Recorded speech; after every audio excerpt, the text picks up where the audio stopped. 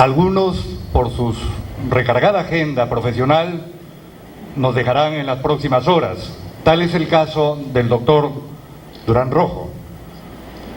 Él debió tomar el vuelo esta tarde, sin embargo, felizmente hemos gozado de su sapiencia. Este es un testimonio artesanal que resume los hermosos sentimientos de fraternidad gremial. Permítanme, por favor, leer el texto para que luego el señor decano anfitrión, don Jorge Cipión Rioja, entregue al doctor Durán.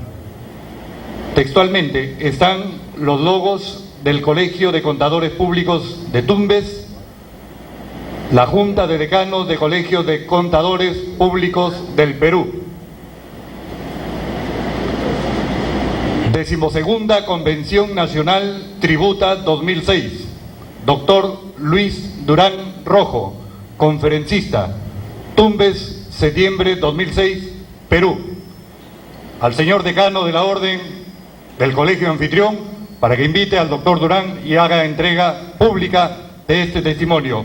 Varios decanos departamentales han venido con sus reporteros gráficos. Con mucho gusto, por favor. Estimado doctor, reciba usted este testimonio de nuestro agradecimiento por su participación en esta 12ª Convención Nacional de Tributación, la cual le está dando el realce que realmente se merece un evento de esta naturaleza. Muchas gracias y aquí tienen que presentar. Para la foto, por favor.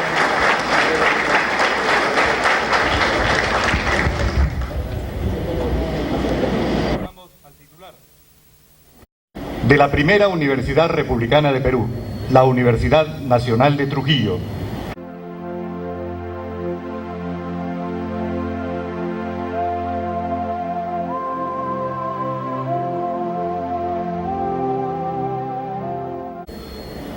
De la primera Universidad Republicana de Perú, la Universidad Nacional de Trujillo. Ostenta, ahí está Trujillo seguramente.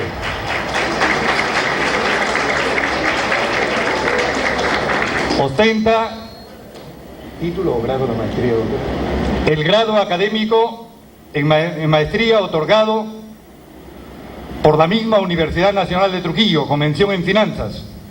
Además, un posgrado en Política y Técnica Tributaria, otorgado por la Universidad Católica del Salta en la hermana República de Argentina, y un posgrado en Derecho Tributario otorgado por la Universidad de Barcelona, en España. Experiencia laboral. Desde el año de 1994, funcionario de la Superintendencia Nacional de Administración Tributaria. Ha desempeñado el cargo de auditor en la Jefatura Regional La Libertad. Del 2001 al 2004, jefe de la División de Auditoría de esta misma Jefatura Regional, Región La Libertad. A partir del año 2004, gerente de Programación y Gestión de Fiscalización de la Intendencia Nacional de Complemento Tributario, es cumplimiento tributario. Ejerce la cátedra universitaria en la Universidad Nacional de Trujillo y en el Consorcio Universitario César Vallejo, en el curso de Maestría y Tributación. Damas, caballeros, a un colega de la Orden, don Freddy Yaque Sánchez.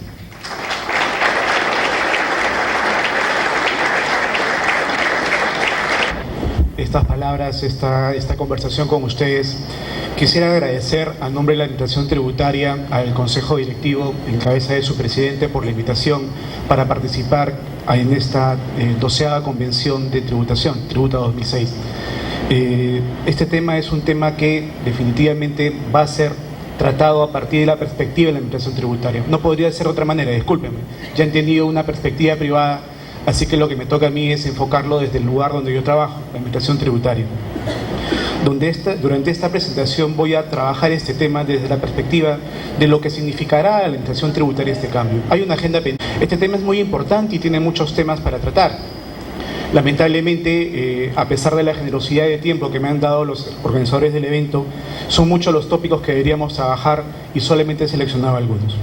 ¿Podríamos empezar, por favor?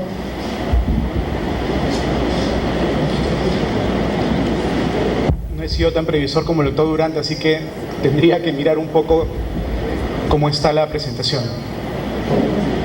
Podrían, claro, si nos vemos en contexto de los demás países del mundo, Perú solamente representa el 0.17% de la economía mundial. De lejos, en Sudamérica nos llevan mucha ventaja Brasil, Argentina, Colombia, Venezuela y Chile. Somos un país relativamente pequeño, con muchas potencialidades, y esas potencialidades deben ser aprovechadas.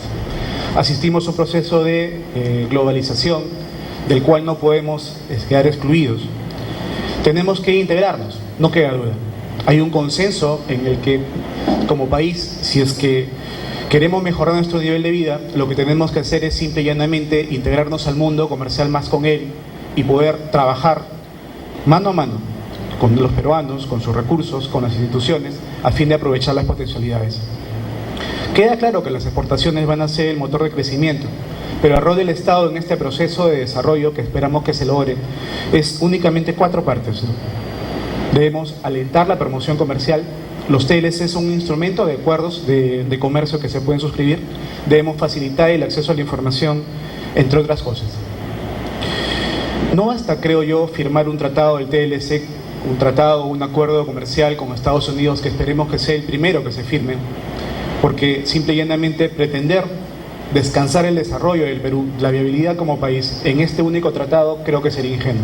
Debemos apostar mucho más, debemos pensar en la firma de muchos otros tratados, otros acuerdos. Pero creo que este va a ser uno de los primeros y el que podría formar las bases para poder trabajar más adelante. El TLC, como ya lo explicó el doctor Durán, tiene muchos riesgos, muchísimos diría yo. Y sin embargo, también hay un consenso, creo, no sé si por optimismo o realmente por confianza, en el sentido de que va a permitirnos aprovecharlo y va a permitirnos como país crecer.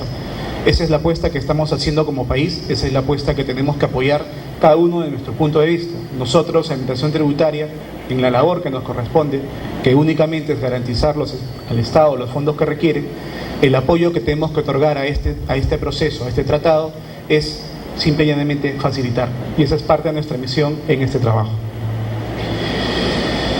Muchas son las oportunidades que están argumentando que va a tener el TLC. Se dice que va a incrementar la exportación directa, es probable, esperamos que lo haga.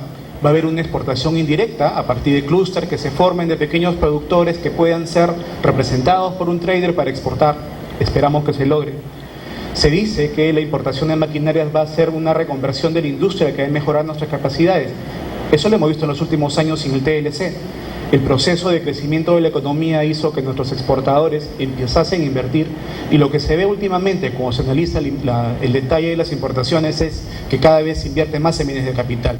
Entenderíamos entonces que este TLC lo que debe lograr es profundizar este cambio tecnológico. Finalmente se dice que va a haber una mayor inversión extranjera directa. Ojo, que un TLC no garantiza nada de inversión. Lo garantiza el país en tanto que sea estable, en tanto que las reglas de juego sean claras, en tanto que existan oportunidades rentables de inversión. Como en cualquier otro lugar, ningún inversionista va a colocar dinero en ningún proyecto siempre y cuando no tenga una rentabilidad esperada. Y, aunque nos duela decirlos, a pesar de que muchas personas consideran que el aspecto tributario es el determinante de una inversión, recuerden que esto no es cierto. El tema tributario es importante, pero no es determinante. La tributación es un costo más, como consecuentemente administrable, pero no es determinante, y eso hay que tener en cuenta. Se dice también que el abrir el mercado americano a las compras gubernamentales va a ayudar al crecimiento de la posibilidad de las pequeñas empresas peruanas de acceder a ese mercado. Ojalá sea cierto. Y se dice también de que el TLC va a permitir lograr una serie de efectos sociales, entre los cuales se puede destacar una mejora en la lucha contra la pobreza, mejorar la calidad de vida de los peruanos, incrementar el nivel de ingreso económico, reducir los precios para los consumidores, ampliar la variedad y mejorar la calidad de bienes y servicios, entre otros. Son muchos. ¿Podríamos pasar, por favor? La siguiente. Esos son los temas que aparentemente van a afectar directamente o colateralmente al país. He resaltado allí los que considero que van a tener un impacto directo o indirecto, pero muy cercano a la administración tributaria. Sí. El primero de ellos es el tema de la administración aduanera. ¿Podrían pasar, por favor? La siguiente. Gracias. Lo primero que va a pasar es una reducción de aranceles. Ya lo explicaron, se espera una reducción de aranceles que va a impactar directamente en la recaudación. Y esos fondos se espera que van a ser cubiertos con la mayor recaudación que se obtenga por los otros tributos. Esperamos que esto se logre. Hay una previsión moderada que considera de que esto va a lograrse en el mediano plazo. El 2009 es el periodo de estabilización. Esperamos de que esto pueda darse así. Otro tema que hay que tener en cuenta es de que lo que va a cambiar, y eso sí va a afectar directamente, es el tema de cómo va a trabajarse el despacho de las mercaderías por importación. A pesar de todos los esfuerzos, en este momento un despacho de aduanero puede significar 5 o 6 días de trabajo en la aduana. Y eso representa costos para los contribuyentes, porque obviamente el producto llega a un almacén, queda ahí esos días mientras la administración puede trabajar, mientras el agente de aduanas completa la documentación que es necesaria, pero son 5 o 6 días que se demora actualmente.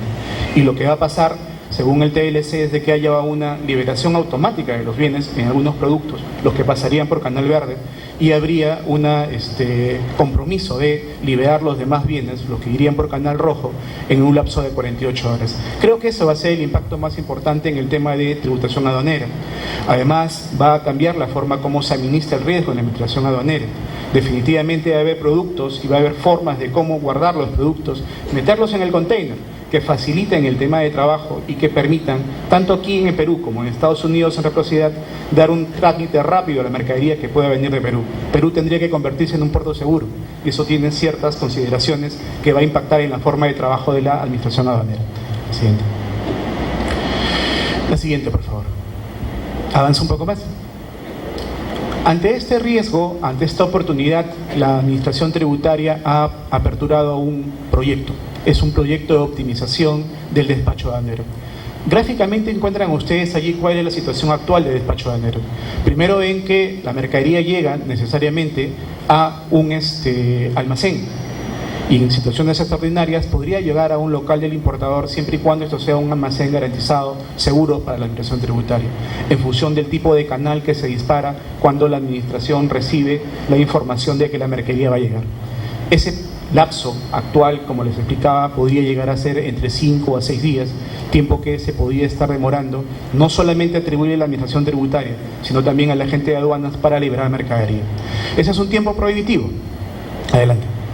Y allí está esquematizado cómo se distribuye esos tiempos. Como ven, básicamente es un tiempo en el cual corre por cuenta de la agencia de aduanas, pero en Canal Rojo en promedio nos demoramos 2.7, 2.8 días y eso es bastante largo y es un tema que tendría que ser reducido. Esta situación actual hace que la Administración Tributaria haya empezado un proyecto que normativamente se terminó de cerrar a golpe de un par de semanas y que operativamente va a tener que implementarse en el corto plazo. Se adelantaría mucho más si es que se firma en la brevedad posible en Estados Unidos este tratado, por el cual la mercadería podría ir directamente a la oficina del importador sin más que un retraso de unas pocas horas y que en el peor de los casos, si es que pasa por la relación de canal, podría tener o tendría que ser liberada en el lapso de 24 horas. Esa es la apuesta que está haciendo la Administración Tributaria. Hacia eso estamos trabajando. Y esto se basa en el artículo 5 del Tratado de Libre Comercio, y el Tratado de Libre Comercio que sustenta este proyecto dice textualmente lo siguiente: cada parte adoptará o mantendrá procedimientos aduaneros simplificados para el despacho eficiente de las mercancías con el fin de facilitar el comercio entre las partes. Es este mandato el que dispara este proyecto y con el plazo que estamos pensando llegar de 24 horas, creo que estaríamos muy por debajo de este compromiso máximo de 48 horas que se ha establecido con la aduana americana. Esto se va a lograr siempre y cuando tengamos algunas cosas, unos factores críticos de éxito, si queremos verlo así. Primero, que va a tener que haber una transmisión electrónica del manifiesto de carga. Ya existe ahora, tenemos que optimizarlo. El tema de que la numeración de la duda. La numeración de la duda va a implicar que automáticamente el importador sepa qué tipo de canal ha sido calificada su mercadería para que eso le permita cancelar de inmediato o poner la garantía para la liberación de su carga.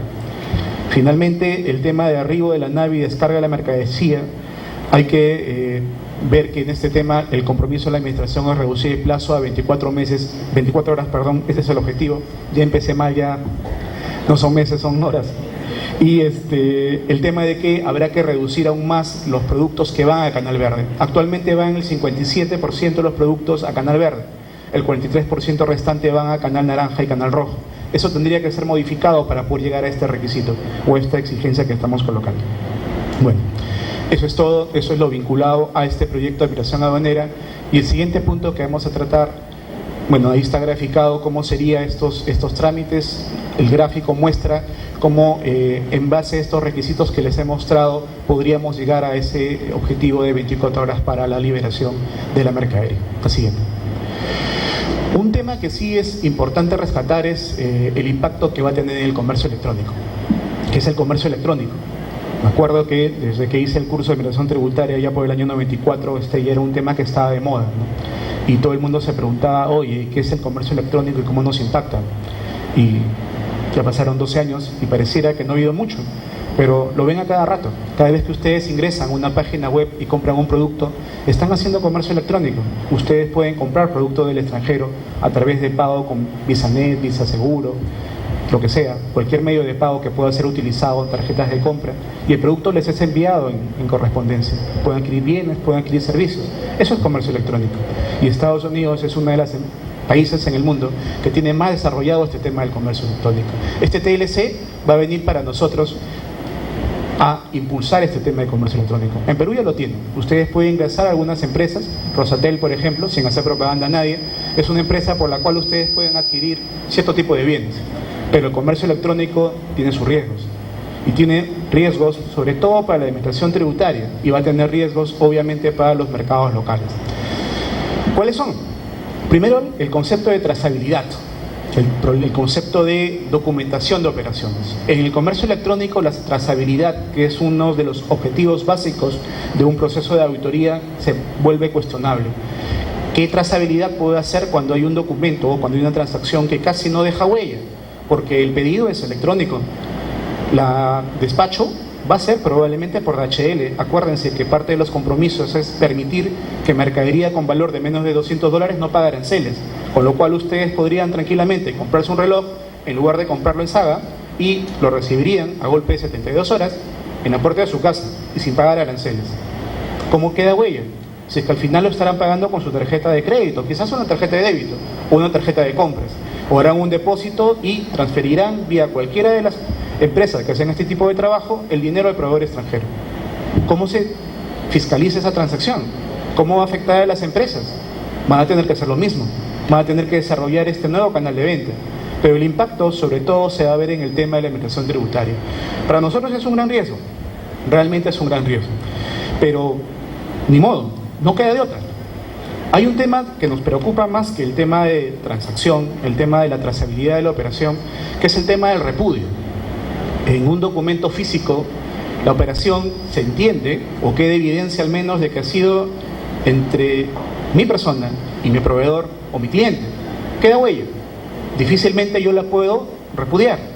Hay documentación, hay un cheque, una transferencia, puedo verificar la salida del dinero, la entrega del bien, queda evidencia de las cosas.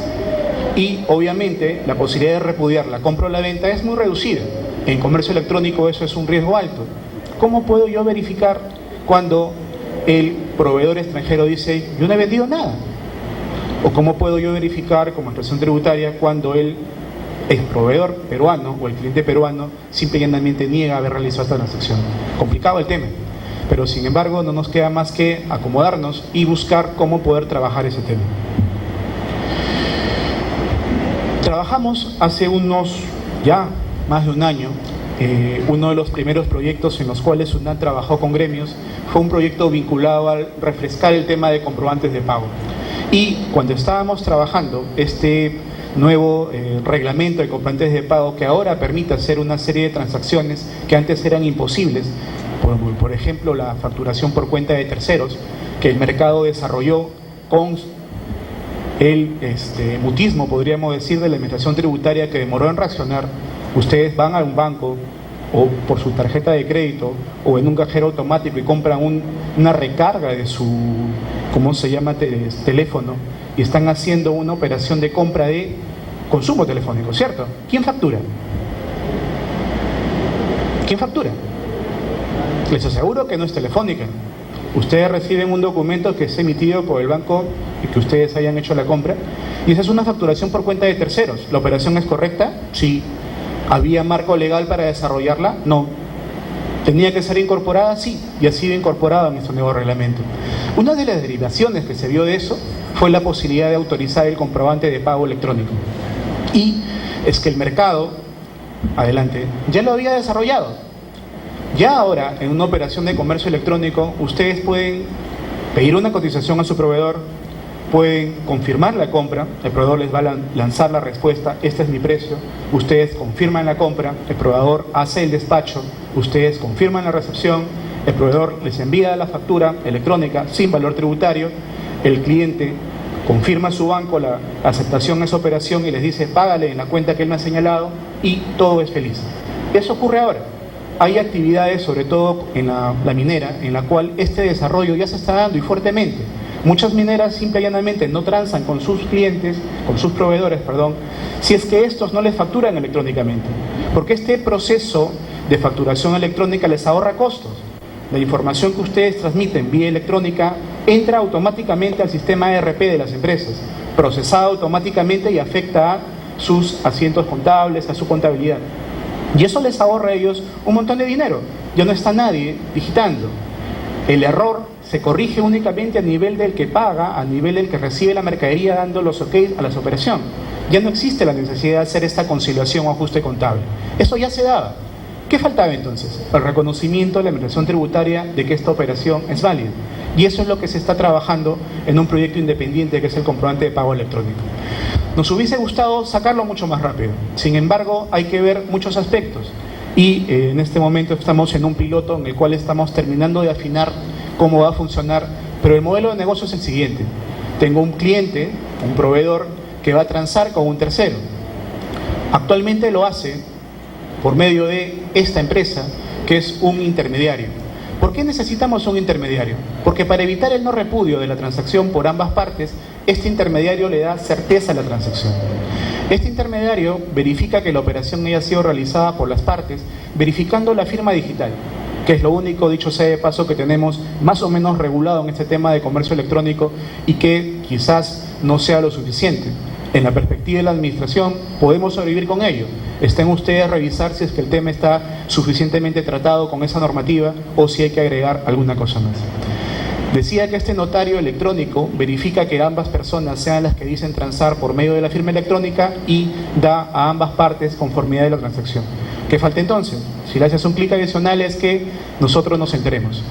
Y para enterarnos, simple y llanamente, el proyecto contempla la posibilidad, dale un clic, en el que, si le das un clic, sí, no, en Sunat no, dale solamente, avanza tu presentación. En el esquema que falta es de que este intermediario electrónico nos va a trasladar a nosotros la información, la cual va a ser archivada en las bases de datos de Sunat, y siendo que la transacción ya es conocida por la administración tributaria, la transacción va a ser validada.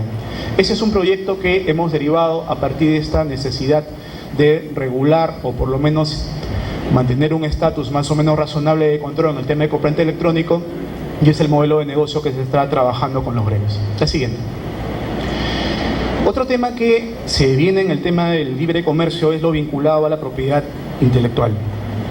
Si avanzamos una presentación más, vamos a ver que la propiedad intelectual, retrocedes por favor, la propiedad intelectual tiene dos elementos, ¿no? Lo que podría ser la propiedad industrial y básicamente el tema de las regalías vinculadas a el trabajo intelectual. Y datos obtenidos por Indecopi muestran de que en este tema lo que existe en el Perú es una informalidad casi completa. En Latinoamérica tenemos un 63% promedio de informalidad. Según datos de Indecopi, en Perú este ratio es del 68%. O sea, tenemos el tristemente récord célebre de ser el país más informal de Latinoamérica. Y esto lo ven ustedes en todos los lugares. Estas ferias de libros que tienen copias piratas de libros. Pasaba ayer por la noche por la calle Bolívar, ¿puede ser? ¿Desde acá? Y encontraba todas las películas colocadas en el piso. Pensaba que era solamente el problema de Lima con Wilson, pero creo que ustedes tienen su propio Wilson aquí en Tumbes. Y allí hay un tema fuerte. El gobierno americano, vía la embajada y vía las empresas que operan en el Perú, han presionado fuertemente para que Perú haga una lucha más frontal con el tema de lo que sería propiedad intelectual. Y nosotros no podemos dejar de trabajar este tema. El mercado de software se calcula que es un promedio de 740 millones de dólares. Para la administración tributaria solamente es poco más de 200 millones de dólares. La diferencia es piratería. Y si agregamos el tema, lo que sería la piratería de música y la piratería de películas, aparte de lo que es la piratería de libros, el monto podría ser muy, muy importante. ¿Qué estamos haciendo como SUNAT? No podemos trabajar este tema solos. Tenemos un interés en el tema de la recaudación perdida, pero no es una sola solución la que tiene que darse, es una múltiple solución. Y uno de los organismos estatales que está directamente vinculada con este tema es Indecopi. SUNAT suscribió un convenio con Indecopi para la lucha conjunta contra esto. Hay una ley de la lucha contra la piratería, la ley 28289, que encargó a SUNAT el trabajo de luchar contra la piratería vía el establecimiento de un registro nacional de importadores de CDs, datos de la Asociación Peruana de Productores de Software y de Música decían de que Perú máximo debería comprar 10 millones de CDs al año e importamos 140 millones de CDs. La diferencia de 130 millones son todas las películas y música que venden en la calle. Definitivamente es una cantidad muy importante. Hemos creado una industria que no sé si nos debe enorgullecer de piratería que exportamos a Bolivia. Creo que en eso sí debemos ser los principales proveedores de software y música y, no sé, películas para Bolivia. ¿Nos enorgullecemos de eso? Creo que no, ¿no? Y hay que trabajar bastante en este tema. ¿Qué otra cosa hemos hecho como administración tributaria para tratar de cortar esto? No se puede perseguir a todos los importadores, pero sí podemos incrementarle su costo. Y eso lo hemos realizado mediante la incorporación de los CDs al régimen de las percepciones. Uno de los tantos sistemas de pago que nos permite a nosotros poder corregir distorsiones de mercado, que con todos los problemas que puede significar, ha generado un efecto favorable en esto. Se ha apreciado en los pocos meses que tiene de funcionamiento una contracción muy importante en la importación de los CDs, que debe haber significado el incremento en el mercado de los CDs piratas. Si es que ustedes han visto un incremento en la venta del costo de venta del CD o una reducción de la oferta en la calle, es consecuencia directa de esta medida que va a ser profundizada en el transcurso de los próximos meses con un control más adecuado. La siguiente, por favor.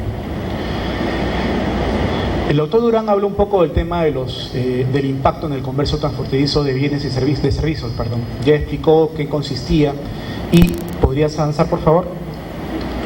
Para nosotros, la siguiente, identificamos la posibilidad de realizar muchos servicios a Estados Unidos vía el tema de outsourcing. Tenemos allí la lista de los servicios que podrían llegar al outsourcing. Es una lista no muy larga, pero es una lista de oportunidades de desarrollo bastante importantes. ¿El marco legal actual permite este desarrollo? Es la pregunta que tendría que hacerse.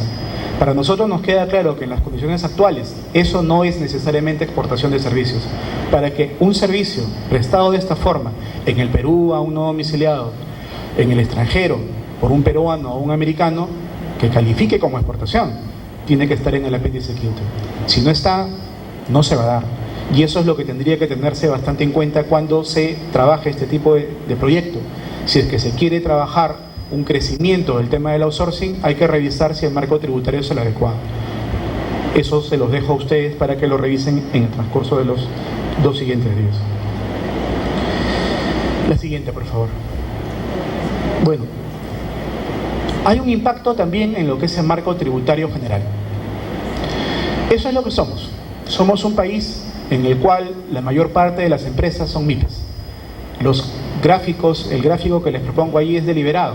Representa que el régimen simplificado, el nuevo régimen único simplificado, el nuevo RER y gran parte del régimen general son MIPES. La ley de MIPES creo que es una ley que no está pensada en Perú. ¿Por qué les digo eso? Porque ese tope de 850 UITs para ser considerada micro y pequeña empresa es un tope que podría ser internacional, completamente de acuerdo, pero en nuestra realidad es excesivo. Ese tope de 850 UITs haría que muchos de los contribuyentes que son considerados como principales contribuyentes tipifiquen como MIPES. Y si es que hay que reconocer que somos un país pequeño, hagámoslo, pero pretender dar un tratamiento tributario simplista a empresas que ya tienen facturaciones por 3 millones de soles, eso es algo que los dejo a su consideración. En nuestra opinión, al menos en la mía, considero que este es un error, porque simple y llanamente las MIPES no son todas, al menos, no todas merecen un tratamiento diferente a lo que podría significar otro tipo de contribuyentes. La siguiente, por favor. Perdón, quisiera conversar un poquito más de ese tema. RUS y RER y el régimen general son los regímenes que existen actualmente en el sistema tributario para enfrentar el tema de la tributación de los negocios. Pero creo yo que hay una distorsión en lo que se refleja en la apreciación que se tiene sobre estos regímenes tributarios. Recordemos que el RUS es un sistema tributario que estaría direccionado a esta tipología de MIPE que se reconoce en el Perú como MIPE de subsistencia, ¿no? CODEMIPE, que es un consejo de micro y pequeñas empresas que es liderado por MTC y que junta a una serie de instituciones públicas y a una serie de gremios, estableció una tipología de MIPES que las divide en tres partes, ¿no? La MIPE de subsistencia, que es aquella que se forma como un negocio familiar, ¿no? El clásico restaurante podría ser de ejemplo, en el cual toda la familia trabaja y apoya durante sus horas libres al sostenimiento del negocio. La librería de barrio podría ser, la tienda de la esquina. Ese es el tipo de MIPE de subsistencia, en la cual se genera únicamente resultados para poder vivir, malvivir muchas veces. El siguiente tema de MIPE reconocido es la MIPE de acumulación, que en nuestra lógica de administración tributaria es la que calzaría para ser considerada en el régimen especial del impuesto a la renta. Es una empresa en la cual los socios no necesitan del trabajo de la empresa, sino que le invierten en ella para poder desarrollar un negocio que vaya creciendo. Y finalmente tendríamos la MIPE, esta es una MIPE de emprendedores, y finalmente la MIPE de acumulación, que ya es una MIPE que ya está creciendo, que está en vías de ser una empresa ya viable, mediana, diría yo. Esta última tipo de MIPE tendría en el régimen general un régimen adecuado para su funcionamiento, y deberíamos entenderlo y interiorizarlo así, porque de lo contrario podríamos generar una distorsión en el sistema tributario que podría afectar seriamente a aquellas empresas que no son consideradas dentro de MIPES, las cuales podrían en un momento determinado tener que soportar la carga tributaria de lo que podría dejarse de recaudar de los demás grupos de contribuyentes. Es un tema de reflexión. Conversábamos en la mañana con unos colegas de que como país uno tiene el sistema tributario que necesita en un momento determinado. Puede mejorarse, no hay vuelta que darle, pero sin embargo hay que reconocer que mientras estemos tratando de vivir en esta utopía de un estado de bienestar por el cual el Estado trata de lograr que la gente tenga bienes y servicios públicos que pueda utilizar para mantener este tema de cohesión social que había conversado anteriormente el doctor Durán, el sistema tributario actual es lo único que permite eso. No muy bien, quizás la presión tributaria debería ser mucho más grande para poder lograr esta utopía de estado de bienestar, pero lamentablemente es lo que tenemos, y es por eso que los invito a reflexionar sobre lo que tenemos como regímenes tributarios y que suerte de modificación o de cambio que se propone al sistema tributario tenga muy dentro el entendimiento de que los cambios podrían tener efectos mucho mayores a los que se podría estar pretendiendo. El negocio de las MIPES es uno, pero ¿qué es el negocio de las grandes empresas? Y las grandes empresas durante los últimos años han venido creciendo un poco más. Surgió entonces una necesidad que no era importante en los años anteriores y que de alguna forma estaba cubierta ya con estas reglas de valor de mercado que estaban incorporadas en la norma del impuesto a la renta. Y este proyecto que surgió fue la necesidad de establecer un marco adecuado en el tema de los precios de transferencia. nos queda clarísimo la importancia de los precios de transferencia. Se busca evitar que la tributación de un país migre a otro que da mejores condiciones. Hay una competencia fiscal nociva y perversa en muchos países en los cuales lo único que les interesa es traer inversión o ser solamente receptáculos temporales de capitales que van a otros lugares. Y en esa competencia perversa, los que ganan son los países como los nuestros, que necesitan de esa tributación para tener un desarrollo, una viabilidad como país más o menos razonable. Hay un marco ya, con todos los problemas que puede tener, es bastante razonable. Se cuelga y se refiere a las normas de la OCDE, con lo cual de alguna forma garantizamos estar dentro de la tendencia mundial en el manejo de los precios de transferencia, y queda como una agenda pendiente que debe solucionarse en el transcurso de las próximas semanas el establecimiento de una resolución de superintendencia que regule quiénes están obligados a presentar la declaración jurada de precio de transferencia y quiénes van a estar obligados a llevar un estudio técnico de precio de transferencia. Esa agenda se completa, como les comento, a la vuelta de 2 semanas. ¿Por qué no salió antes? Esa es la pregunta. ¿Por qué se demoró tanto la administración tributaria? Simple y llanamente por tratar de ser justas. No quisimos cometer los errores de otros países por el cual obligaban a un número grande de contribuyentes. Quisimos focalizar este control en las empresas que deberían realmente hacerlo. Y eso obligó a establecer parámetros como volumen de ventas totales, como volumen de transacciones entrevinculadas, como monto de transacción, que es el parámetro más difícil de cerrar, que permitan dar un tratamiento adecuado a este tema. Pero para tranquilidad de las personas, la norma, cuando sea publicada, establecerá que la Administración Tributaria no va a solicitar este estudio hasta el próximo año, ¿no? Ayuden algo, espero. La siguiente.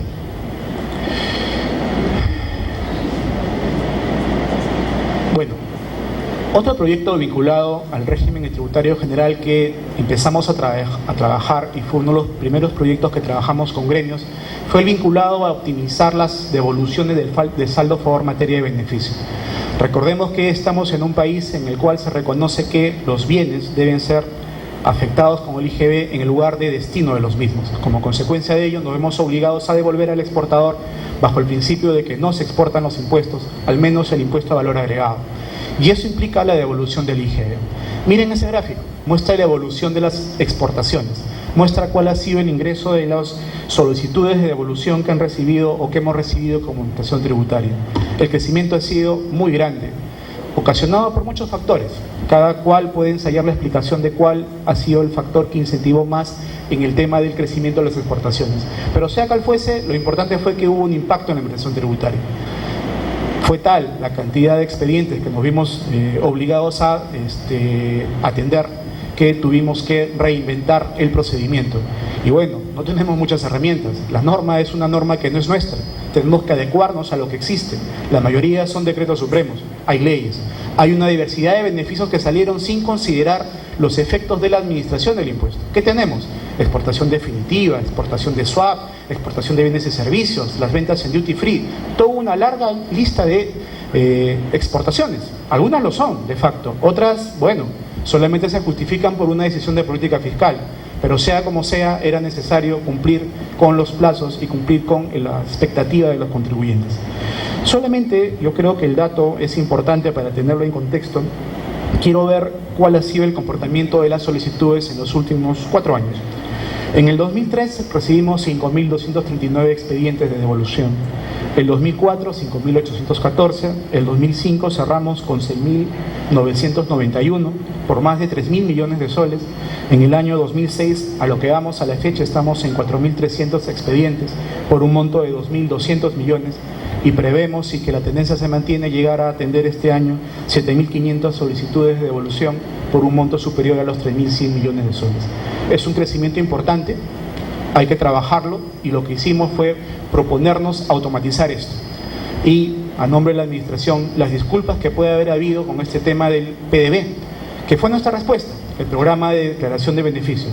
Fue la respuesta de la administración a buscar una forma de captura de la información de ustedes, de sus compras, que sea limpia, porque cuando ustedes declaraban en el anterior COA, el sistema, muy antiguo, no permitía hacer validaciones y tenía una serie de errores. Esos errores ocasionaban que el auditor tuviera que requerirles a cada momento: oye, susténtame esto, susténtame el otro. Con el PDB se solucionan estos errores de ingreso. Al interno nos permite hacer un proceso de validación automática. ¿Podrías avanzar, por favor? Un proceso de validación automática que está reflejado allí.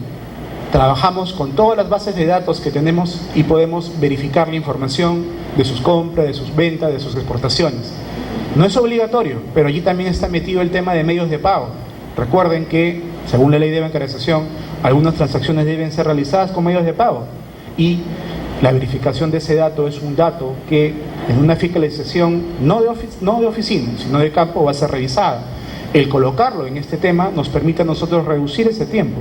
Tarde o temprano, el hecho de que pasen ustedes por un proceso de validación informática no los excluye de pasar por un proceso de validación de campo, en sus oficinas.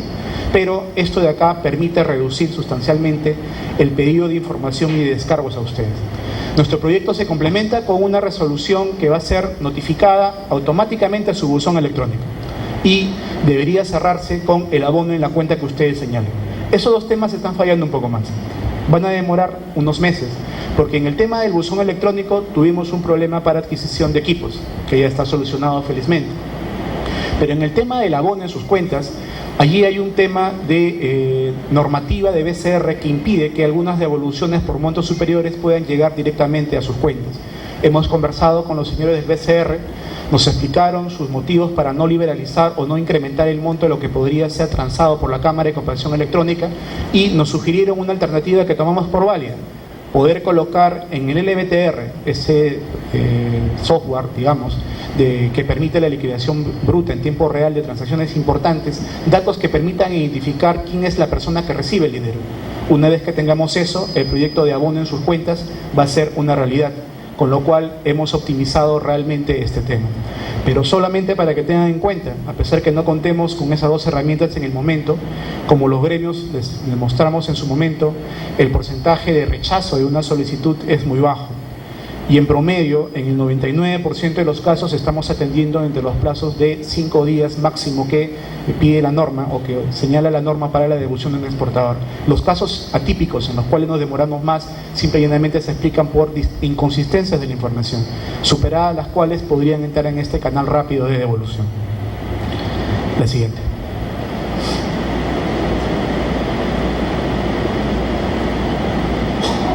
El proyecto también, retrocedes una, por favor. El proyecto también incorporaba incorporaba la presentación de la solicitud por internet, y eso ya está listo. A partir de ya poco más de 2 meses, ustedes pueden vía su clave SOL pedir la solicitud de devolución de su saldo a favor de exportación, en principio, y después de todos los demás créditos que tengan a ustedes a favor. La siguiente, ya está estabilizado el PDB exportadores. La versión 2.1 va a estar vigente a partir del día de mañana, ya fue puesta en disposición en Suna Virtual. Este es el PDB, para los que no lo conocen. Es un software muy sencillo, es un software que viene con muchas ayudas, así que esperamos que haya solucionado mucho este tema. La siguiente. Esos son los demás temas que hemos trabajado. Cuando analizamos las causas por las cuales una empresa tiene problemas, vemos que muchos son factores que no pueden ser trabajados por la administración tributaria. Uno es el tema de información. Cuando hago un nuevo emprendimiento, ¿es correcto? ¿Es válido que me meta en un nuevo mercado? ¿Debo colocarme en la fabricación de agua de mesa en Tumbes? ¿Hay un mercado suficiente para mi empresa en Tumbes? No lo sé. Ese es un tema de información. Y es un tema que la administración tributaria no puede trabajar. Otro tema que tiene que ver con el tema del éxito empresarial es el tema de acceso a mercados. Y es un tema que quizás le corresponda más a otras instituciones del Estado impulsar, ¿no? Que me viene al mente, por ejemplo, instituciones tales como COMEX, o instituciones tales como, no sé, se me va, MINCETUR, que sería el ministerio encargado de este tema. Pero nosotros tampoco podemos apoyar en esa parte. Pero donde sí podemos apoyar es en el tema de ayudarlos a llevar un control adecuado. Gran parte del fracaso empresarial se da porque la empresa no sabe cómo gestionarse. Y lo triste del caso es que el empresario no sabe que no sabe. ¿Se han dado cuenta? Ustedes como contadores van a su gerente y le dicen hay que hacer esto y normalmente no los escuchan. Y como consecuencia de ello toman decisiones equivocadas, decisiones que al final van a impactar con la propia empresa. Es otro tema que tampoco nos corresponde trabajar a nosotros. Entendemos que es importante, pero tampoco es nuestro. Pero hay un tema de control que sí podemos ayudar. Y es un tema que hemos querido desarrollar vía un proyecto de libros de contabilidad. Igual que en el tema de las devoluciones y el reglamento del comprobante de pago, solicitamos el apoyo de los gremios.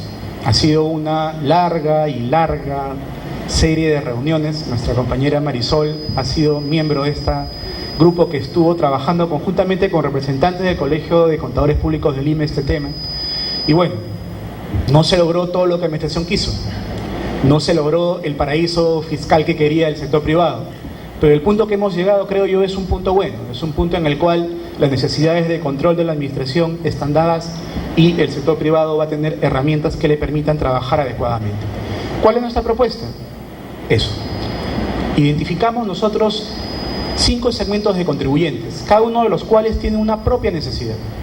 Contribuyentes que tienen grandes operaciones y en los cuales quizás el esquema actual de libros de contabilidad impresos, legalizados, foliados, almacenados, que nadie ve, y entre los que nadie ve está la administración tributaria, porque hace mucho tiempo nosotros sentamos a la auditoría de sistemas, porque nadie, ningún auditor de SUNAT, es loco de ponerse a revisar los reportes que votan los CRPs de ustedes, que son miles y miles de páginas, y para eso usamos software de auditoría, tipo IDEA, tipo ACL, para poder trabajar con la información, y los libros se convierten en un apoyo, pero no el de determinante de una fiscalización, y la solución para ellos que identificamos es el libro electrónico. Y básicamente es sus sistemas de contabilidad, sus bases de datos llevados a un ambiente seguro que permita que esa información no sea repudiada y sea mantenida con ciertos grados de confiabilidad. Identificamos 2 segmentos adicionales en los cuales esto podría trabajar y son contribuyentes que podrían ser considerados medianos. Y para ellos, nuevamente, la solución informática va a ser una alternativa. Finalmente encontramos los regímenes pequeños, ¿no? Los contribuyentes de régimen general con menos de 100 UITs de ingresos y los contribuyentes que están en el RER que tienen obligaciones mínimas de contabilidad. Y para ellos identificamos la necesidad de contar con una contabilidad simplificada. Y eso estamos trabajando. Uno de los proyectos de SUNAT es el poder hacer llegar gratuitamente en el formato PDT un software de contabilidad que pueda ser utilizada por pequeñas empresas. No es un ERP, no les vamos a quitar el mercado a aquellos desarrolladores de software, pero les va a servir. Les va a ser tan útil que va a permitirles controlar sus compras, sus ventas, sus pagos, sus activos fijos, hacer sus asientos de diario, preparar estados financieros básicos. Por allí le podremos poner unas cuantas cosas más, pero definitivamente no va a solucionarles todos sus temas de información para las empresas grandes. Pero para las empresas que tengan menos de 100 UITs de ingresos es una herramienta muy poderosa que les debe ayudar en su gestión. Va a permitir después también simplificar su fiscalización, porque de allí a llegar a que ustedes guarden y no impriman libros electrónicos, sino que guarden esas bases de datos en un formato libro electrónico, estamos a un solo paso. Conforme el mercado vaya desarrollando, el costo de almacenaje va a ser mucho más bajo y evolucionar a un libro electrónico va a ser una alternativa que cada uno de ustedes va a tener que evaluar. La siguiente. ¿Cuál fue nuestra propuesta en este tema? Primero, el tema de las planillas electrónicas, que es un trabajo que vamos a trabajar, que vamos a desarrollar un poquito más adelante. Lo siguiente es desarrollar un software de compras y ventas, ese es el timing que nos estamos proponiendo, ya está casi listo, es la base del PDB que ustedes están utilizando. Con unas cuantas adecuaciones, ustedes a partir de ese software podrán imprimir y legalizar sus libros y eventualmente podrán guardarlos en formato electrónico y se convertirán en libros electrónicos con toda la validez tributaria que pueda tener. Lo siguiente es el software de contabilidad simplificada que ayer les había hablado y el tema de libros electrónicos que también ya les había hablado. Eso es lo que tenemos nosotros en esta apuesta para apoyarlos en el tema de control y que nos va a ayudar, por qué negarlo, también a nosotros en el tema de fiscalización. Porque si les impedimos, y en el buen sentido de la palabra, que se equivoquen al registrar varias veces un comprobante de pago, con sus tipos de cambio y con errores normales, a veces inintencionales, otras veces dudosamente inintencionales, creo que el tema va a fluir mucho mejor y creo que todos vamos a salir ganando. Adelante. ¿Cómo va a funcionar? Simple y llanamente sus bases de datos van a ser enviadas a una empresa especializada. ¿Por qué no la administración tributaria? Porque no nos sentimos realmente guardianes de la información. Podría ser cuestionable que en algún momento tengamos todas las bases de datos y preferimos que sea parte del sector privado el que dé este soporte.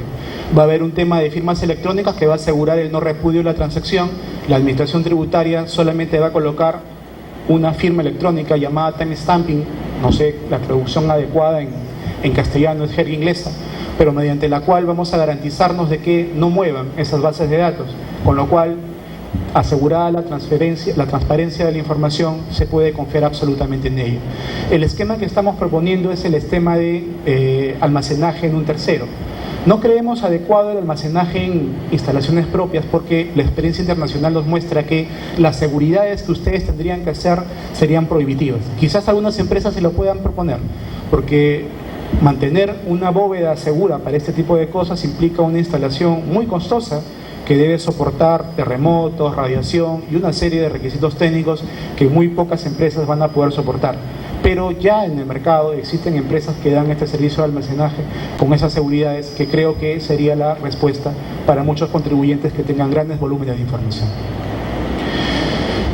Otro proyecto que ya había sido mencionado en la exposición anterior era también el tema de ingreso temporal de las personas y el impacto que va a tener esto en el tema de los tributos laborales. Adelante. Eso es lo que tenemos. No sé si es bueno o es malo, es un tema de reflexión. Hay regímenes, entre los regímenes vigentes tenemos los especiales y el general.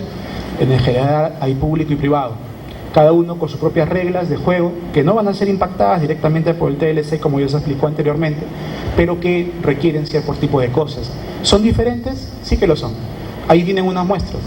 Pymes, sector público, sector privado, tienen diferente tratamiento en cuanto a vacaciones, a compensación de tiempo de servicios, al pago de la seguridad social. ¿Se justifican o no? Nuevamente, es un tema que es una reflexión personal. Eso es lo que tenemos. Tampoco tenemos como administración tributaria mucho manejo en el cambio de eso. Son ustedes los que tienen que identificar si es correcto o es incorrecto.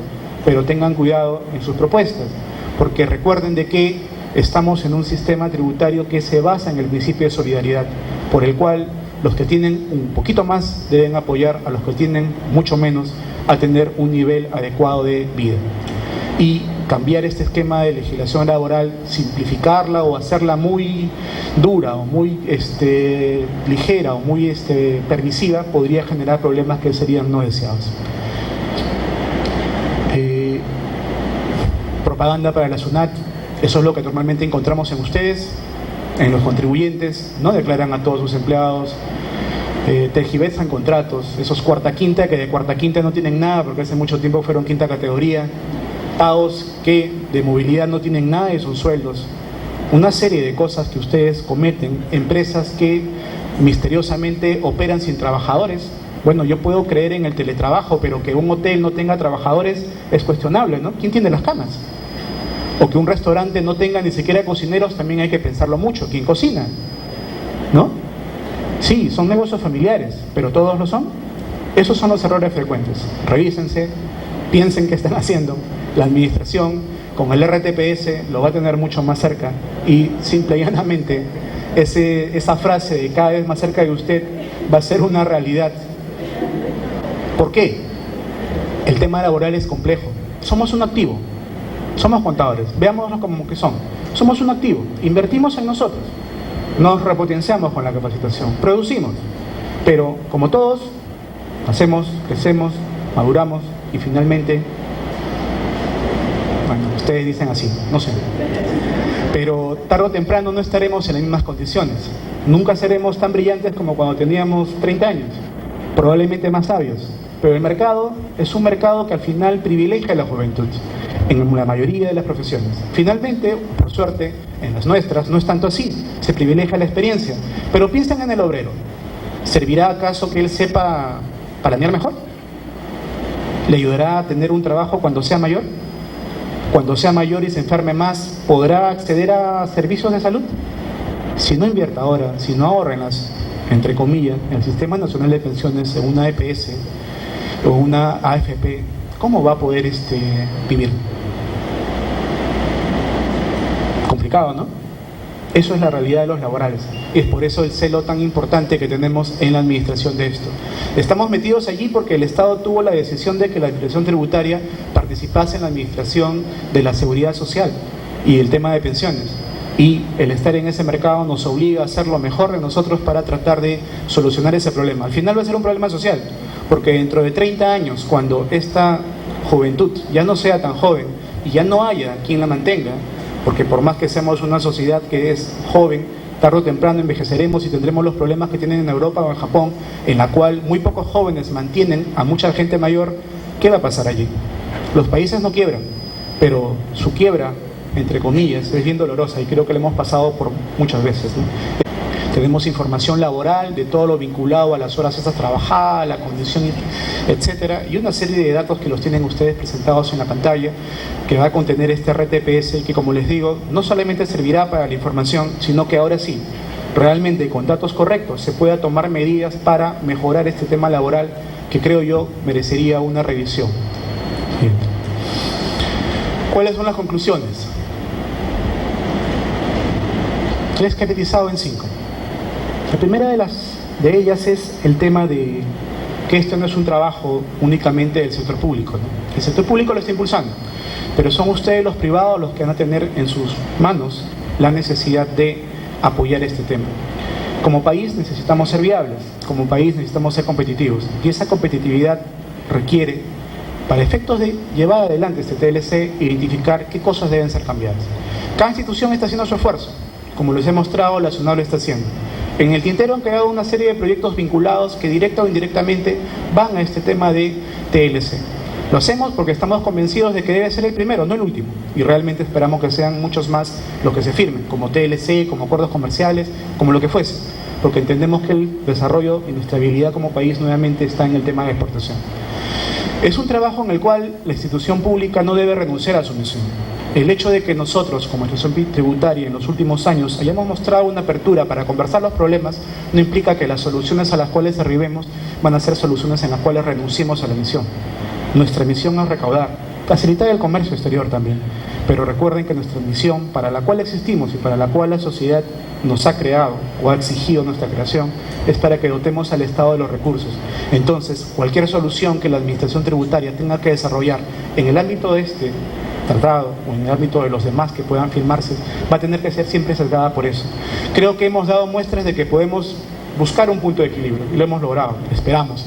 Seguramente va a haber una serie de críticas, comentarios y sugerencias que van a ser bienvenidas, porque en este proceso de mejora creo que estamos con la verdad en el punto medio, ¿no? Nadie tiene la verdad absoluta, en muchos casos la verdad es relativa y tenemos toda la disposición del mundo para poder escuchar la problemática.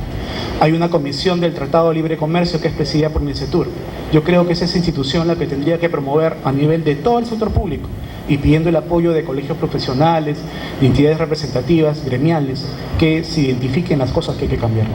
Eso es lo que nosotros consideramos que es el impacto en nosotros, en la administración tributaria, y que de alguna forma es lo que muestra es el impacto en todo el aparato estatal y en la forma como estamos trabajando.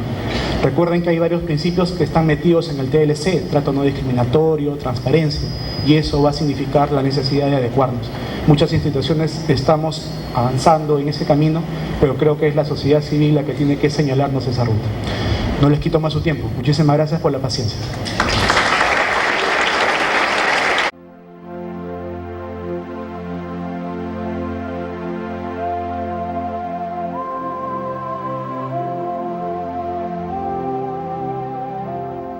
Tributación ostenta un doctorado en Derecho otorgado por la Universidad Castilla-La Mancha de Toledo, en España. Otro doctorado en Contabilidad otorgado por la Universidad Nacional Mayor de San Marcos.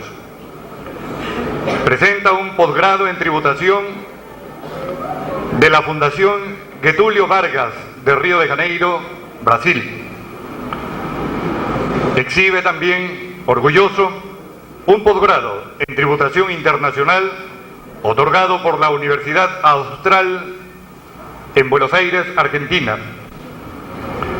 Ha sido asesor jurídico en Administración Tributaria, también ha sido vocal del Tribunal Fiscal, catedrático de maestría en la universidad, porque tiene rango universitario ya, ESAN, San Marcos, San Martín de Porres, todas ellas en Lima.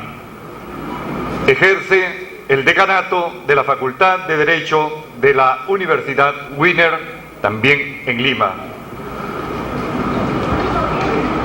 Damas, caballeros,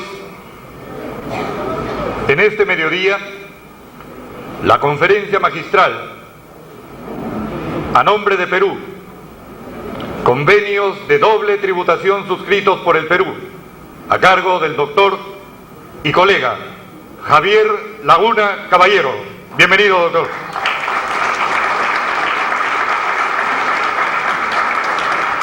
¿Necesita el pedestal?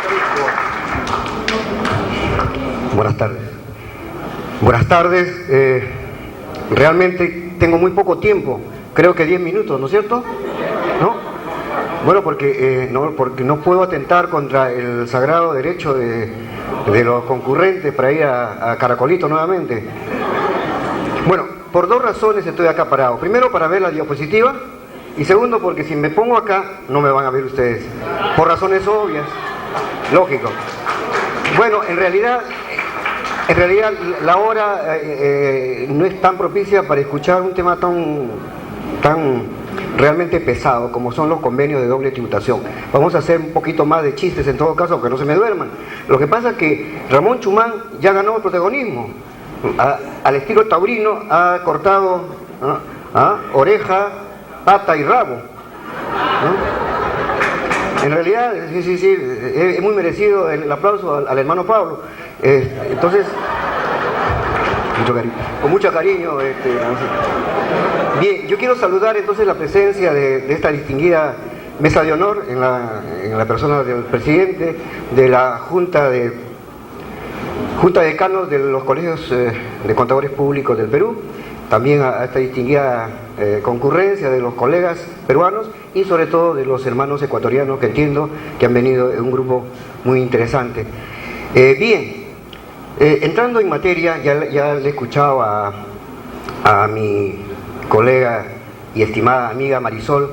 Ella ayer hizo una semblanza y yo quiero rescatar que tributa la 12ª versión, fue obra del maestro Víctor Vargas y la jovencísima Marisol León. Sí, hay que aplaudirlo.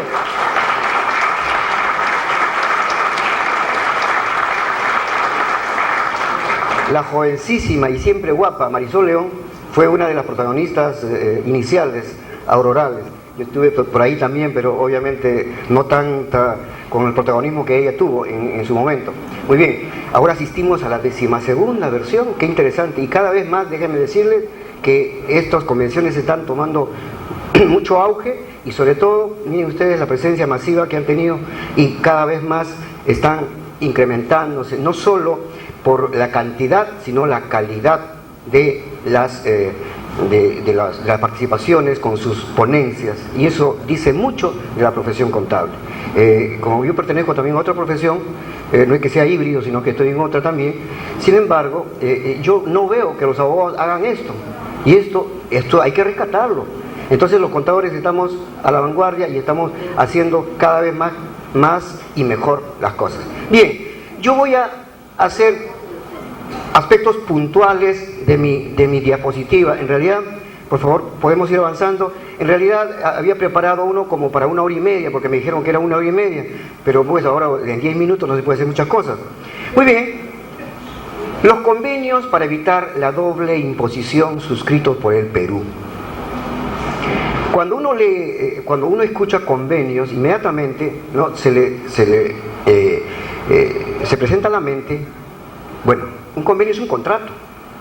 Pero muchos confundíamos, y esto me ocurrió a mí inicialmente, que los contratos de doble imposición tenían mucho que ver con los contratos de estabilidad tributaria, nada más alejado de la realidad, totalmente distintos. Vean ustedes, una cosa es hablar de convenios de doble imposición, porque esto es internacional, y recuerden una cosa, nuestro país ha entrado muy tarde vamos a decir, a la moda de suscribir contratos de doble imposición, porque recuerden ustedes que el primer convenio formal que tuvo el Perú fue en el año 1968 con Suecia, con el Reino de Suecia, y todavía ahí nos sorprendieron, porque en nuestra buena fe quienes solamente podían hacer uso de ese convenio eran los suecos, se hacían los suecos, por supuesto. En cambio, nosotros no podíamos de ninguna manera gozar. Entonces hay algunas empresas transnacionales que estaban en ese momento en el Perú, sí lo gozaron, como era Volvo, Barrena Sandic, y hay una tercera que no me acuerdo, etcétera. Entonces vean ustedes cómo fue engarzándose, y les hablo del año 68, un solo convenio y nada más, hasta que después en el año 2003 y 2004 empezó la nueva era. Pero ahí no se queda la cosa. Ocurre que en el año 1972 no se suscribió, sino que fue impuesta por la Junta del Acuerdo de Cartagena un llamado convenio, que en rigor no fue convenio, fue una decisión.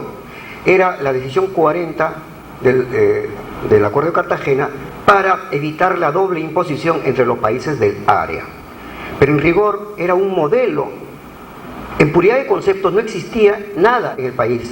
Entonces, en el año 81, mire que ya estoy antiguo, en el año 81 hubo un problema en la administración tributaria, y a la sazón estuve en la asesoría jurídica, y una de las empresas que estaban siendo aplicadas, porque se aplicaban motu propio, porque no había fiscalización, resulta de que no podía interpretar las cláusulas de un convenio.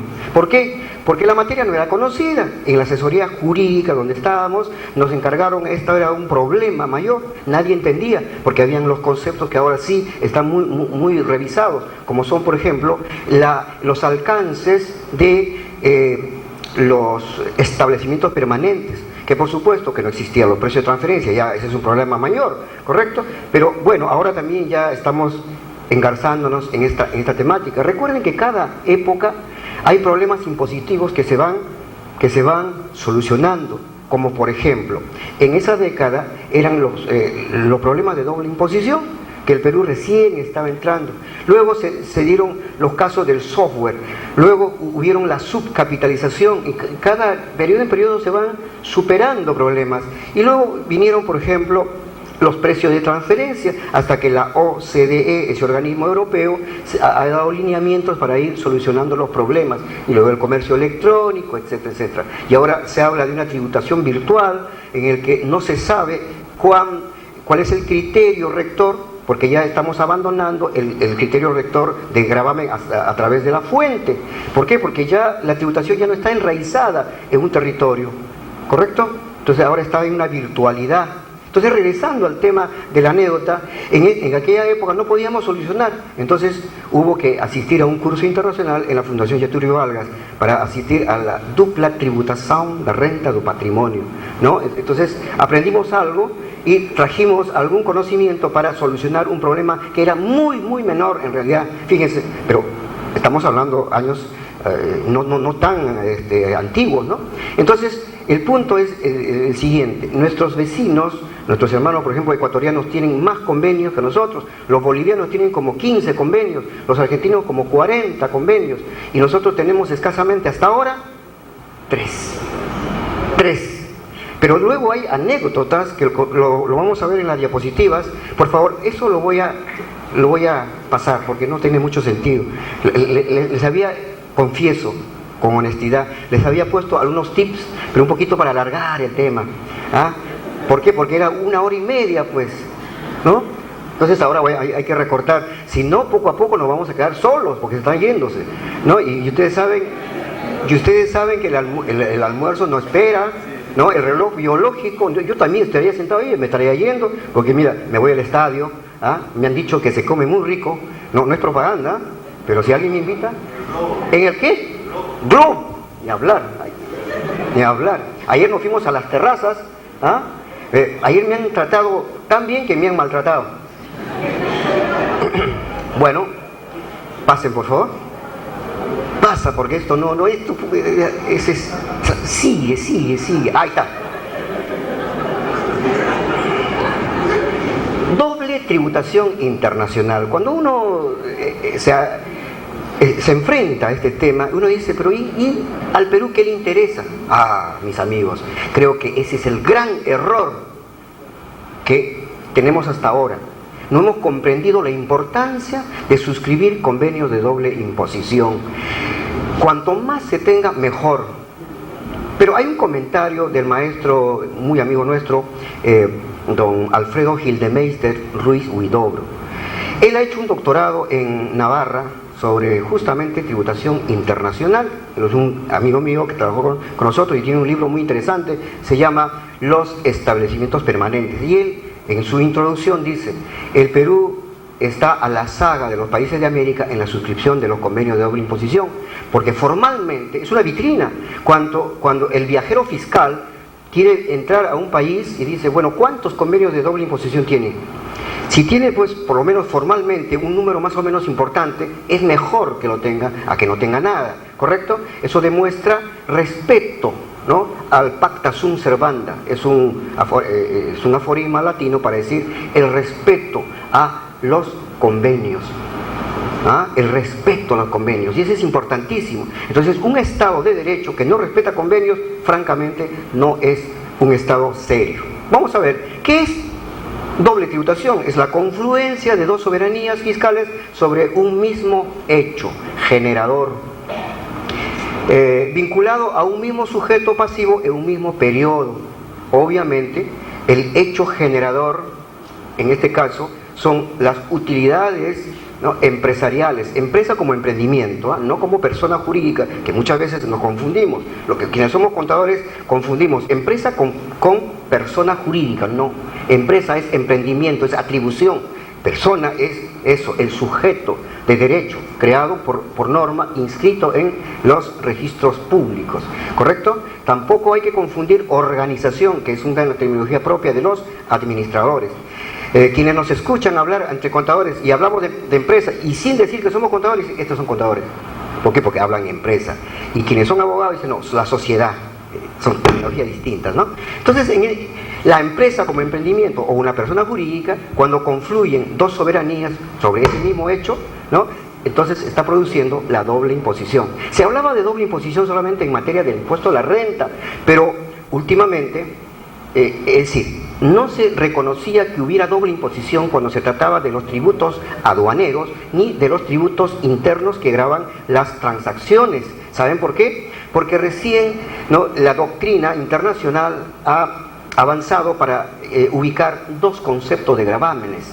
Es decir, el gravamen a través del país de destino y el gravamen a través del país de origen.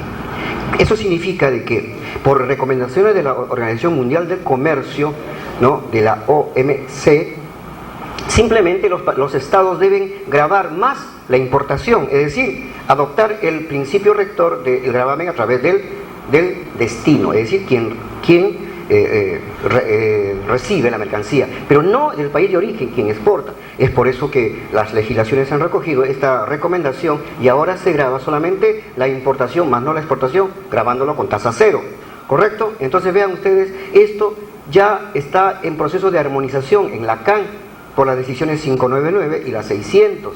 Evita la doble imposición, la imposición al salir, exportación, y al ingresar, para quedarse solamente con uno. Entonces ya no se distorsiona el comercio internacional. Los Incoterms simplemente han recogido estas frases, CIF, CIF, etcétera, etcétera, para reconocer justamente esta temática. Y ahora ya no se habla mayormente porque la solución en estos tributos ha sido muy fácil. Los estados mismos aprobaron unilateralmente sus propios criterios rectores.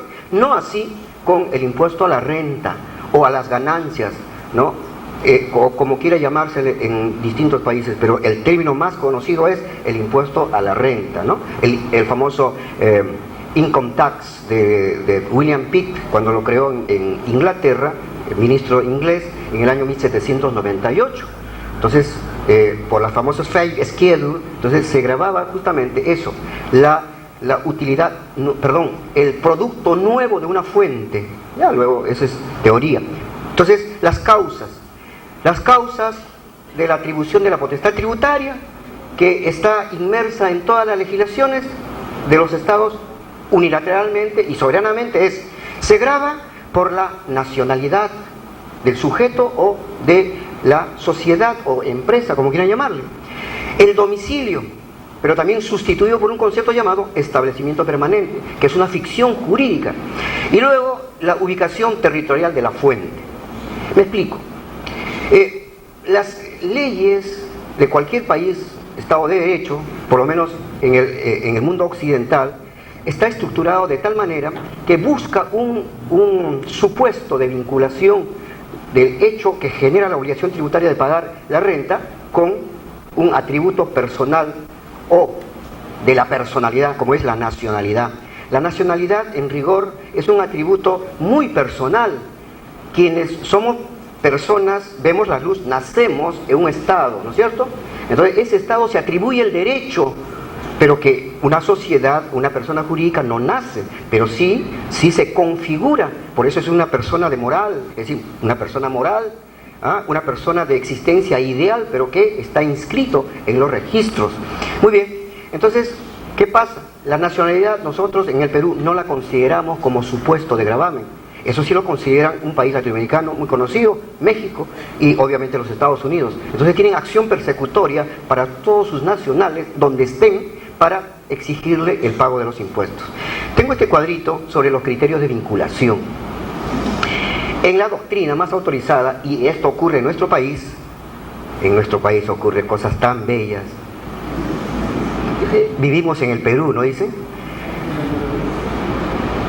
Y eso es cierto, ¿eh? En otro país, oh, Dios mío, en Chile, vas a Chile, ahí no puedes tú tomar bebidas en la calle, es decir, alcohólicas en la calle, te meten adentro. Acá no, vivimos en el Perú, pues. Hay criterio subjetivo y criterio objetivo. El criterio subjetivo, relacionado con la persona natural, es la nacionalidad, la ciudadanía y el domicilio y la residencia. Ojo, en los lineamientos de los modelos de convenios de la OCDE, ¿no? las revisiones 6.3, 6.9, 7.3 y 2001, etcétera, todas están recogidas para hacer una diferenciación entre lo que es domicilio y residencia para ellos, para los países de la órbita de la OCDE, que son los países europeos y Estados Unidos, Japón y Australia, Canadá también. Entonces, para nosotros no cuenta mucho, porque el domicilio es el domicilio civil, es decir, donde está viviendo la persona. Ese es el caso de la persona física. En el caso de las personas jurídicas, obviamente el domicilio, el señalado en su pacto social y su estatuto, no estatutos. Muchos decimos estatuto, no existe estatuto, existe un solo estatuto. Muy bien, la persona jurídica, ¿no? Es el lugar de constitución, el lugar donde se suscribe el pacto. Ese es el criterio objetivo, es decir, el Estado se atribuye el derecho, ¿no? En el lugar donde ha sido constituida esa sociedad. Y el otro tema es la sede de la dirección efectiva. Cuando, por ejemplo, hay países cuyos inversionistas se van a paraísos fiscales, esos países de nula o baja imposición, simple y llanamente, ¿no? Allí se asientan, pero es un brazo económico únicamente, pero la dirección efectiva lo tienen en ciudades muy importantes, puede ser Nueva York, Londres, París, etc. En la Quinta Avenida, de ahí manejan. Entonces el Estado, ¿no?, norteamericano se atribuye el derecho de gravar esa sociedad constituida de un paraíso fiscal por el solo hecho de gobernarlo en los Estados Unidos. En el caso objetivo, el Estado se atribuye el derecho de gravarlo por la ubicación territorial de la fuente. ¿Dónde está ubicada la fuente? En el territorio donde está ubicada la fuente, ese Estado se atribuye el derecho. Entonces, todos estos criterios, cuando confluyen, ocurre la doble o múltiple imposición, porque cada Estado soberano obviamente se atribuye el derecho de gravarlo. Entonces, si son dos Estados muy cercanos, obviamente cada Estado ya produjo la doble imposición por el hecho siguiente. Uno tomó el criterio subjetivo, el domicilio de la persona, y el otro el criterio objetivo, la ubicación territorial de la fuente. Ejemplos, ¿no? Una sociedad que hace empresa radicada objetivamente en un territorio, en el Perú, pero cuyo capital, ¿no?, está en el Ecuador. ¿Qué ocurrirá? Obviamente hay doble tributación, uno por el criterio objetivo y otro por el criterio subjetivo. Pero como el Ecuador rige con respecto al Perú el régimen para evitar la doble imposición, el de la decisión 578, simplemente el país de la fuente es el único que se atribuye el derecho para gravar, más no el país de domicilio, en este caso el Ecuador. En el ejemplo sería solamente el Perú quien se atribuiría el derecho, pero soportado obviamente en esta decisión 578 que ha sido publicado y ya está vigente en el Perú desde el año 2004. Otro tema, por favor, rapidito, ahora sí estamos fuera de control. Modelos, no, esto no, porque esto les va a aburrir mucho. Otro más simpático. Bien, técnicas para evitar la doble imposición. Hay muchas conforme fluyen de las negociaciones, ¿correcto? En la experiencia nuestra tenemos el caso de Perú-Suecia, convenio con Perú-Suecia, tenemos el caso de Perú con Canadá, Perú con Chile, y ahora hay 2 aprobados, es decir, ya negociación concluida, España y Brasil, ¿correcto? Entonces, en todas ellas hay matices, pero en rigor jurídico están la exoneración de las rentas obtenidas en el exterior. Eso está exonerado, pero en función unilateral de cada país. Pero también existen cláusulas en los convenios, por ejemplo, por créditos, por impuestos pagados en el extranjero, lo que la doctrina sobre la materia, y básicamente nacida en los Estados Unidos y luego en la OCDE, y como maneja el inglés, todo está en inglés, el famoso tax credit, ¿no? Luego también están los créditos por impuestos exonerados, tax sparing, y luego el descuento por inversiones en el exterior, ¿no? Esto ocurre, por ejemplo, en el caso de Chile, porque Chile tiene una plataforma de inversiones, es una suerte entrecomillado de paraíso fiscal. Fíjense ustedes qué interesante. Chile nos ha sacado la ventaja tremenda, ¿no? Ellos dicen que son un país, obviamente, tiene muchos impuestos, y los impuestos de buen nivel, ¿no? Todos pagan ahí y eso está muy bien, pero sin embargo hay un tema eufemístico, ¿no? Un disfraz para decir, es una plataforma de inversiones que ayuda al resto. ¿Para qué? Para que esta plataforma virtual sirva justamente para hacer otras inversiones en otro lado. Es un tema interesantísimo y por eso justamente tiene réditos también, ¿no? Y justo tiene descuentos por inversiones efectuadas en el exterior. Otro tema, por favor, ¿puedes sentir? Bueno, entonces aquí está el recuento de la tantísima producción que hemos tenido en los convenios en nuestro país. Convenio Perú-Suecia, convenio Perú-Canadá y convenio Perú-Chile, que han sido ya aprobados los 3 por resoluciones legislativas, que es la forma de aprobación constitucional por nuestro país, es decir, por resolución legislativa. Pero ocurren cosas rarísimas en nuestro país. Hay algunos convenios que no han tenido la aprobación bajo esos cánones constitucionales, sino se han hecho por instrumentos ejecutivos, es decir, por decretos supremos. Lo vamos a ver ahorita. Otro tema, por favor. Bueno, el convenio Perú-Suecia, muy rápidamente, es el suscrito el 17 de diciembre del 66 en la ciudad de Lima y ratificado por el presidente de la República el 3 de enero del 68. Este convenio se rige por los lineamientos del modelo OCDE. Mire, con la versión, no, ahí hay un horror, es 63, no es el modelo 69. No sé por qué han puesto 69. Un horror. Otro tema, por favor.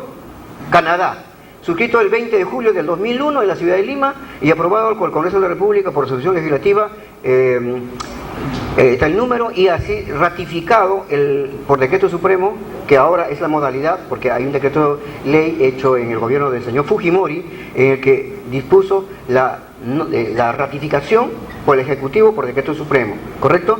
022-2003, Relaciones Exteriores, de 4 de febrero de 2003, y está vigente a partir del 1 de enero del 2004. Otro tema, por favor. Chile, también suscrito el 8 de junio del 2001, porque vino pues toda una oleada. Tanto es así que hay peticiones del Japón, hay peticiones incluso de Alemania, pero que están todavía en espera de negociación. Lo mismo ha sido aprobado por el Congreso de la República, por esta resolución legislativa 27905, y también aprobado o ratificado por el presidente de la República por decreto supremo, y está vigente a partir del 23 de julio del 2003. Pero hay un error. ¿Por qué? Porque como regula tributos de periodicidad, tributo de periodicidad anual, como es el impuesto de renta, en rigor debería regir a partir del 1 de enero del 2004. Bien, otro tema, por favor. Bien, acá tenemos convenio de doble imposición, el proceso de aprobación, es el caso de Perú-Brasil, ha sido ya suscrito en febrero del 2006 en Lima y ha sido remitido al Congreso de la República mediante esa resolución suprema 213, ¿no? de julio del 2006. El de Perú-España también ya ha sido suscrito el 6 de abril del 2006 en Lima y pendiente de aprobación por el Congreso. Aquí estos dos se rige por un llamado modelo peruano, que no es otra cosa que un modelo OCDE. ¿Qué significa eso? Es la adecuación de un país importador de capital, como es el nuestro, versus ese modelo que es para los países exportadores de capital. En la jerga internacional se llama, los importadores son los famosos países PIC, países importadores de capitales, o PEC, países exportadores de capitales, ¿correcto? Pero el matiz entre ambos obviamente pues son distintos. Es por eso que el modelo peruano, que ha sido publicado en el Diario Oficial del Peruano, eso justamente es una, vamos a decir, adecuación libre del modelo tan rígido como es el modelo de la OCDE, y sobre todo la adopción del concepto muy puntual como es los establecimientos permanentes. Bien, y tenemos los proyectos con Francia, con Suiza y con Italia. Todos estos proyectos están en proceso de negociación. Y a propósito de eso, el maestro don Armando Solesi Müller, que hizo el segundo curso en la Fundación Getúlio Vargas, fue el presidente de las negociaciones. Y ahora tiene un grupo de jóvenes formados justamente en la Universidad Austral, en la Fundación Getúlio Vargas, sobre tributación internacional, y ellos son los que están llevando adelante toda esta temática. Me acuerdo de un joven, el doctor Sotelo, que también fue alumno de la Universidad Austral, ahora está liderando estos grupos de negociación, ¿no? Negociar estos convenios de doble imposición implica una suerte de acomodos, pero obviamente alguien tiene que ceder posiciones. Otro tema, por favor. Proyecto convenio Perú-Francia. En rigor, bueno, estos son solamente los documentos jurídicos iniciales, y creo que me estoy pasando. Ya se ha hecho una primera ronda el 29 de septiembre de 2003. Por favor, si me estoy pasando, ¿me dejan en la oreja? ¿Sí? Por favor, muy amable. Sigamos, por favor. En el caso de Perú-Suecia también, el 19 de enero de 2004 se inició la primera ronda de negociaciones. Entonces, este grupo negociador, mis amigos, están muy a la vanguardia, y sobre todo me he enterado que cada uno de ellos tenía la friolera de $20.000 en su cuenta mensual. Nada despreciable, por cierto, ¿no? No, ¿qué? $30.000. Pero ahora Alan García ha dicho que hay que ganar 15.000 soles. De modo que no sé cómo van a hacer, van a regresar en ese tema. Pero parece que como esto es un grupo negociador y es muy importante que esté el tema en negociación, tiene que pagarle, pues, porque eso cuesta. Otro, por favor. Italia. Igual, con Italia se inició la primera ronda de negociaciones el 24 de mayo de 2004, la primera ronda, y obviamente siguen las rondas, y es muy probable que en el caso de Italia ya se llegue al tema final del afinamiento. Otro tema, por favor. Bueno, hay unos convenios que no han sido negociados nunca, pero que están vigentes, y aquí viene el problemita. El caso de Perú-Argentina, el caso de Perú-Estados Unidos y el caso de Perú-Panamá. Esto ya es el colmo. Panamá es un llamado paraíso fiscal, miren ustedes, y le propone al Perú evitar la doble imposición. ¿Qué cosa? Oye, Ramoncito, ¿qué piensas, hermano? Panamá le ha pedido al Perú, porque las rentas de ¿Qué línea comercial aérea tiene Panamá? Copa.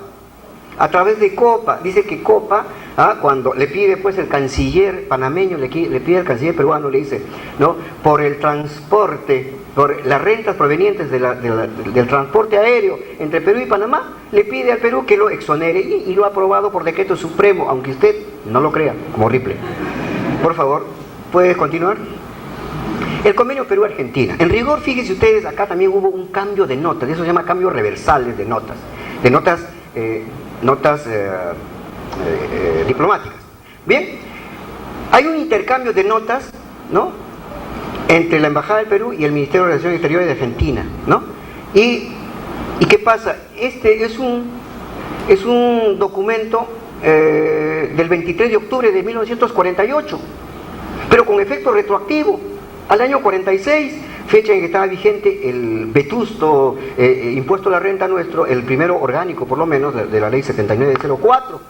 Entonces, obviamente, era un impuesto raro, ¿no? Vigente a partir del 10 de octubre del 49, del 89, se ha reactualizado y ahora ha sido aprobado por decreto supremo. Su vigencia no está todavía, vamos a decir, ratificada. ¿Saben por qué? Porque el Código Tributario y la Constitución se opondrían a ello. Es el caso porque el Código Tributario dice que son fuentes del derecho en su norma 3 de título preliminar los tratados. Y cuando hablamos de tratados estamos hablando de un instrumento jurídico internacional que está engarzado dentro del convenio de los tratados, la Convención de Viena de los Tratados del año 1968, que recién ha sido incorporado en nuestro país el año 2005. Entonces, no, 2004. ¿Por qué? Porque el derecho de los tratados, de todas maneras, exige que las negociaciones entre países sean resueltos a través de cánones constitucionales, como son, por ejemplo, la aprobación por resoluciones legislativas. Un decreto supremo no lo validaría. Entonces hay una suerte de duda razonable. Con los Estados Unidos también ocurre lo siguiente. Fíjense, el 15 de diciembre del 88 el Ministerio de Relaciones Exteriores de Perú da aviso a la Embajada de Estados Unidos de haber recibido una nota, la 1271, relativa al acuerdo, dice, para la exoneración recíproca del impuesto a la renta sobre ingresos provenientes de operaciones de transporte marítimo internacional. ¿Y qué hace el Perú? El Perú lo aprueba por decreto supremo. Así de simple, pensando ilusamente que es un instrumento administrativo, conforme al artículo 55 de la Constitución. Recuerden, hay dos formas de aprobar: uno, tratados que están ligados a la soberanía nacional, y otros ligados a aspectos administrativos. Han confundido, porque incluso el principio de preferencia de ley, que es distinto al principio de legalidad o de reserva de ley, ¿no? ¿Dónde está el principio de preferencia de ley? Está en la norma 4 del título preliminar del Código Tributario. No es el principio de legalidad, conforme dice. Ahora luego les explico. No es mi materia, pero el tema está ahí. No se puede aprobar así de simple por decreto supremo, pero está rigiendo según este decreto supremo a partir del 87, del 1 de enero. Otro tema, por favor. Y con esto, Perú-Panamá, esto es lo que le dije. Ya, esto es una majadería. Pasémoslo. Convenios de doble tributación suscritos por el Perú, pero multilaterales. Tenemos dos. Uno de la Comunidad Andina de Naciones, que no es en rigor un convenio, porque no hubo negociación. Aquí lo impusieron. La decisión 40 del Acuerdo de Cartagena en el año 72, que curiosamente en nuestro país no rigió casi por 10 años, 8 años para ser más exacto. El 72 al 80.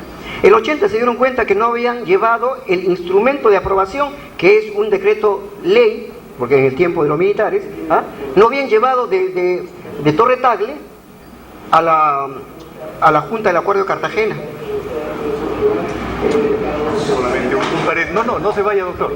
Por favor, a la mesa el permiso lo había autorizado para el mensaje en directo que ofrece el distinguido, el amigo mexicano. Doctor, es su sitio, por favor, mil disculpas. Un ratito. Del TLC, digamos, estamos hablando de forma general, no podemos entrar en especialidad ni en detalles. Claro. Era del orden del 2%, ¿no? del universo total de empresas. En ese sentido le pregunto, ¿muchas quebraron, muchas desaparecieron? ¿Y de qué rubros fundamentalmente? No, como toda la vida cierran y abren empresas, pero sobre todo empresas de manufactura que prestan servicios a los grandes corporativos, no nada más norteamericanos, sino de otras nacionalidades que han llegado a establecerse en México, pues encuentran la posibilidad de desarrollar nuevos productos. Pero para esto tenemos que buscar que las legislaciones fiscales estén acordes entre los países que firman los tratados de libre comercio. Entonces, definitivamente, yo asesoro a varias empresas pequeñas y medianas, y le puedo decir que cuando el empresario está convencido, cuando el empresario está ilustrado de los beneficios que es un tratado de libre comercio, a las empresas les da resultado. Chorreo de información creo que es lo fundamental. Muchísimas gracias al licenciado Enrique Resendiz Delgado, y suerte en su exposición en Tumbes, además. Usted va a exponer en Tumbes, ¿verdad? Exponemos en Tumbes, salimos en un momento para el aeropuerto. Perfecto. Y allá esperamos saludar a los colegas que están reunidos. Muy bien. Le recomiendo, aparte de la comida marina, en especial un ceviche de conchas negras. Ya lo probará usted. Muy amable, muchas gracias. Muy bien, muchas gracias. Doctor, por favor, el aplauso para el doctor Resendiz.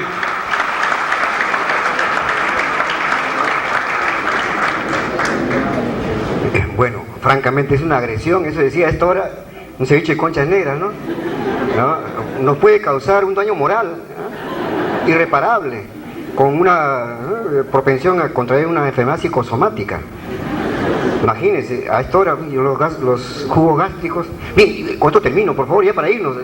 Realmente es una buena invitación, ¿eh? Bien, los multilaterales, como les decía, solamente la decisión 40 fue impuesta y ahora tenemos un nuevo régimen que en nuestro país estaría en vigor a partir de 2004. Es decir, es un régimen, ya se llama ahora un régimen para evitar la doble imposición entre los países del CAN, Comunidad Andina de Naciones, ¿no?, que aún vive.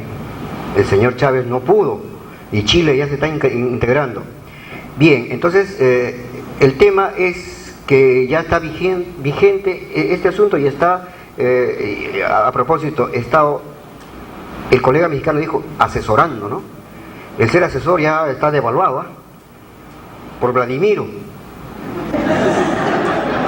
Mejor es ser consultor, porque si yo asesoro, el asesor hace, pues ya no hay nada que hacer.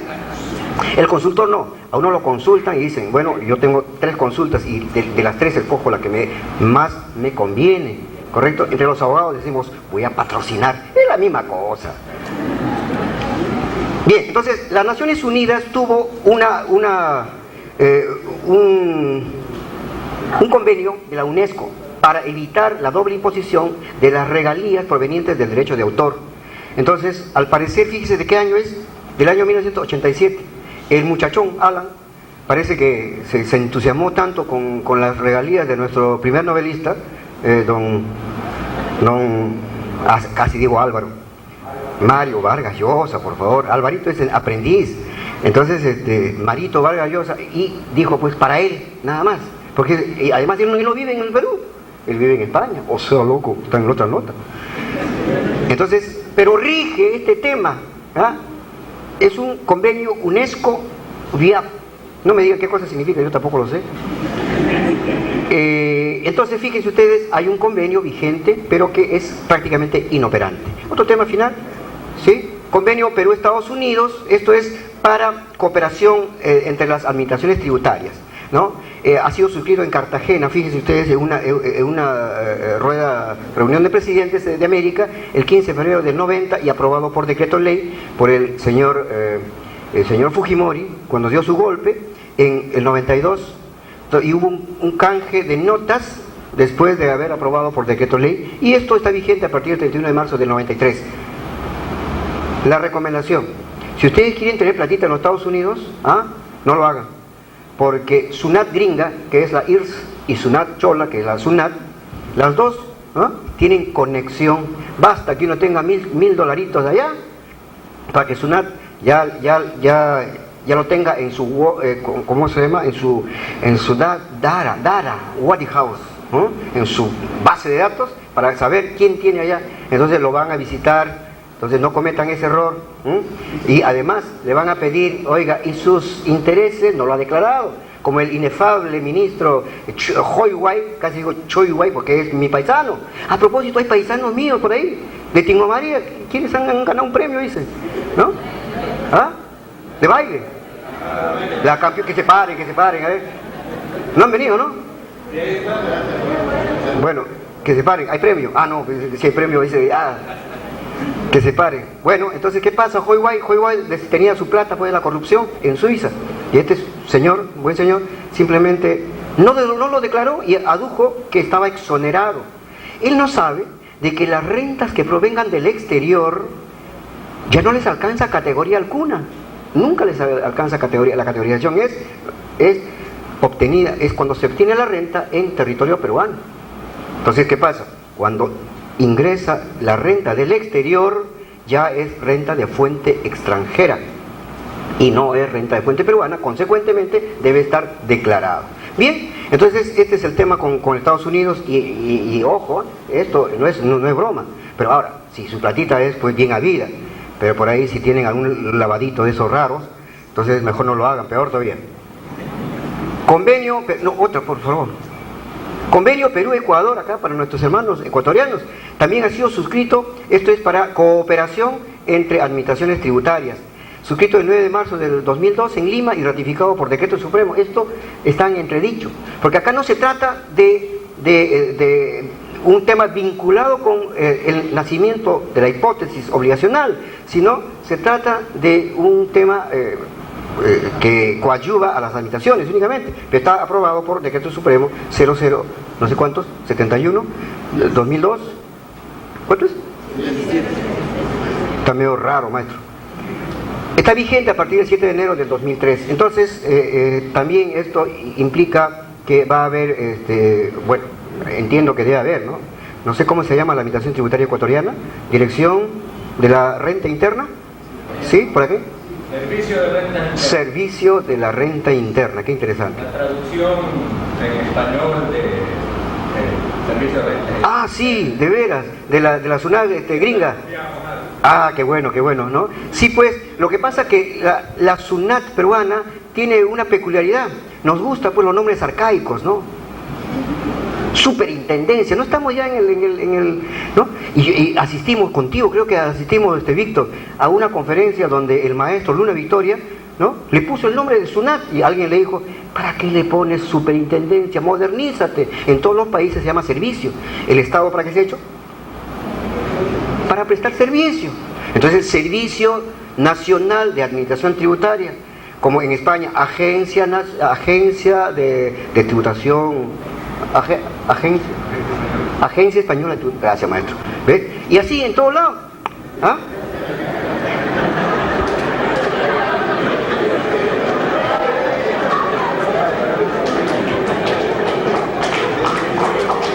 Terminamos.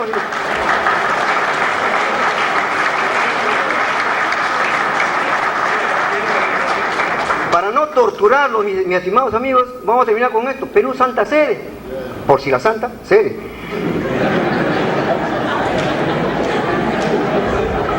Suscrito el 19 de julio de 1980. Y esto ha traído cola tanto por tributos nacionales como por tributos locales. Los tributos, en materia de tributación local, bueno, se han alocado los municipios y han hecho barbaridad y media. En tributación nacional la cosa está más clara, ¿no? Pero ocurre una cosa interesantísima. Este convenio se ha hecho entre sotanas. Entonces, entre gallos y medianoche, su redacción es pésima, ¿no? Entonces, en materia tributaria han hecho una cosa que no se entiende. Hay una sola cláusula, la cláusula 10 le dice, según esta redacción, la Iglesia Católica y sus comunidades, ¿no? Continuarán, dice, exoneradas, emplea el supuesto de exclusión de la obligación, que es la exoneración, lo emplea así, exoneración. Pero un momentito, pero si no estás en la hipótesis, muchas veces, porque tú como persona no estás en la hipótesis, ¿saben por qué? Porque la Iglesia Católica, por declaración de la primera cláusula, dice, la Iglesia Católica en el Perú es reconocida como persona jurídica de derecho público, es como el Estado. Oh, sorpresa, y están grabándolo ahora. Oye, pero si soy persona con atributo de derecho público, ¿cómo puedes exigirme gravamen? Entonces es un zafarrancho de combate tremendo, y esto está vigente, ha sido aprobado por decreto ley 23.211 el 14 de junio de 1980. Y curiosamente hay un decreto legislativo, el 626, que ha ratificado su vigencia, como si un decreto, otro decreto mejor, ¿no?, pudiera hacerlo. Recuerden que un convenio es un acto volitivo entre partes, mientras que una no lo denuncia a la otra, simplemente rige. Y además hay problemas de fondo y de forma, ¿no? Uno dice, oye, esto no es un convenio, esto es un concordato, ¿y qué más da? Concordato es una manera muy excluyente para decir es convenio entre la Santa Sede y cualquier otro país. Es un nombre propio. Al final es un contrato, es acuerdo de voluntades plasmado en documento. Y finalmente tenemos estas normas de armonización, como ya les dije, el régimen de las EMAS, que ya está casi en el archivador, que ya no se usa porque ya las empresas multinacionales andinas ya han dejado de tener vigencia. Sin embargo, la decisión está vigente.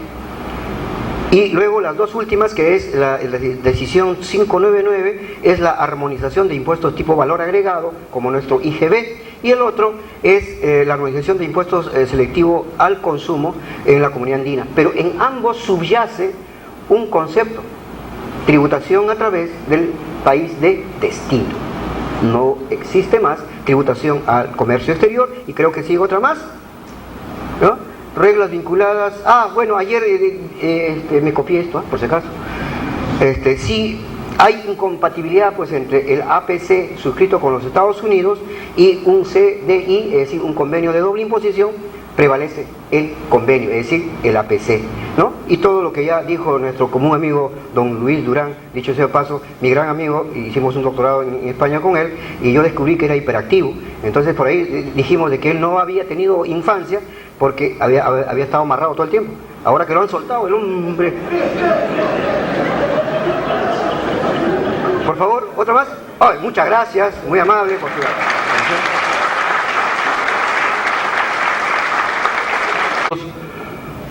CPC César Guerrero Díaz, por su participación en calidad de expositor en la 12ª Convención Nacional de Tributación, Tributa 2006, la tributación en el nuevo escenario nacional y regional, organizado por el Colegio de Contadores Públicos de Tumbes, Junta de Decanos de Colegio de Contadores Públicos del Perú, realizado los días 31 de agosto, 1 y 2 de septiembre del 2006. Tumbes, septiembre del 2006, las firmas del señor decano del Colegio de Contadores Públicos de Tumbes, don Jorge Cipión Rojas, de don Juan Chiquinta Alcalde como presidente de la Junta Directiva de Presidentes, don Víctor Vargas Calderón, presidente del Comité Técnico, y don Pedro Manuel Ramírez Rosell, presidente de la Junta de Decanos del Colegio de Contadores Públicos del Perú. Similares reconocimientos al que estamos exhibiendo para don Víctor Vargas Calderón, para don Adolfo Santa Cruz, don Ramón Chumán Rojas, para Marisol León Guayanca, y siempre, al igual que anoche, un gesto de un colega de la Orden que cumple funciones delegadas por el Ministerio del Interior, en este caso para don Víctor Vargas Calderón. Si estuviera el colega Carguas para que se aúna a la entrega que va a hacer el señor decano del Consejo Departamental Tumbes. Las señoritas anfitrionas ya están muy cansaditas, como dijo el doctor Laguna, las entendemos. Hay un adicional también para don Javier Laguna Caballero de parte del Ministerio del Interior y sus dependencias jerárquicas en nuestra provincia. Vamos a entregar...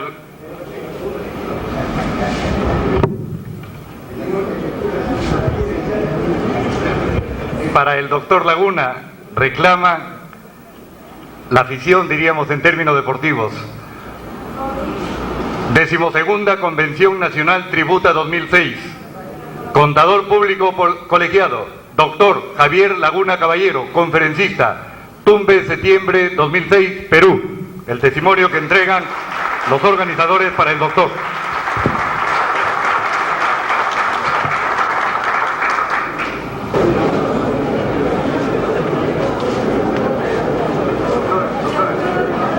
Iniciamos una serie de conversaciones desde Huancavelica para poder lograr exposiciones sobre el TLC.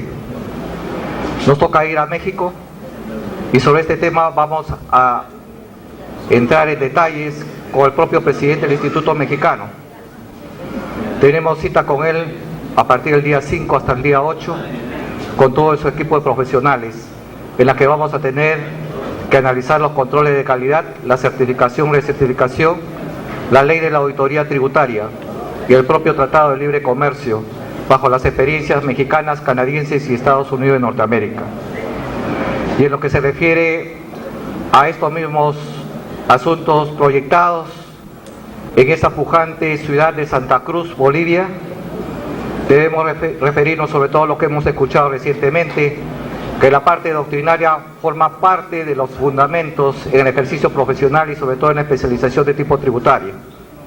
De ahí de que todo conocimiento humano tiene tres bases: los principios, normas, procedimientos y técnicas de los cuales nos debemos guiar para poder emitir cualquier clase de opiniones.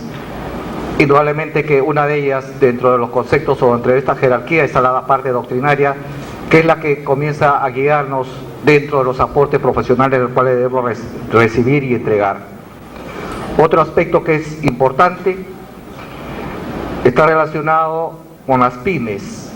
Conforme bien escucharon ustedes el expresado por Enrique, nosotros tenemos ya un problema en este momento.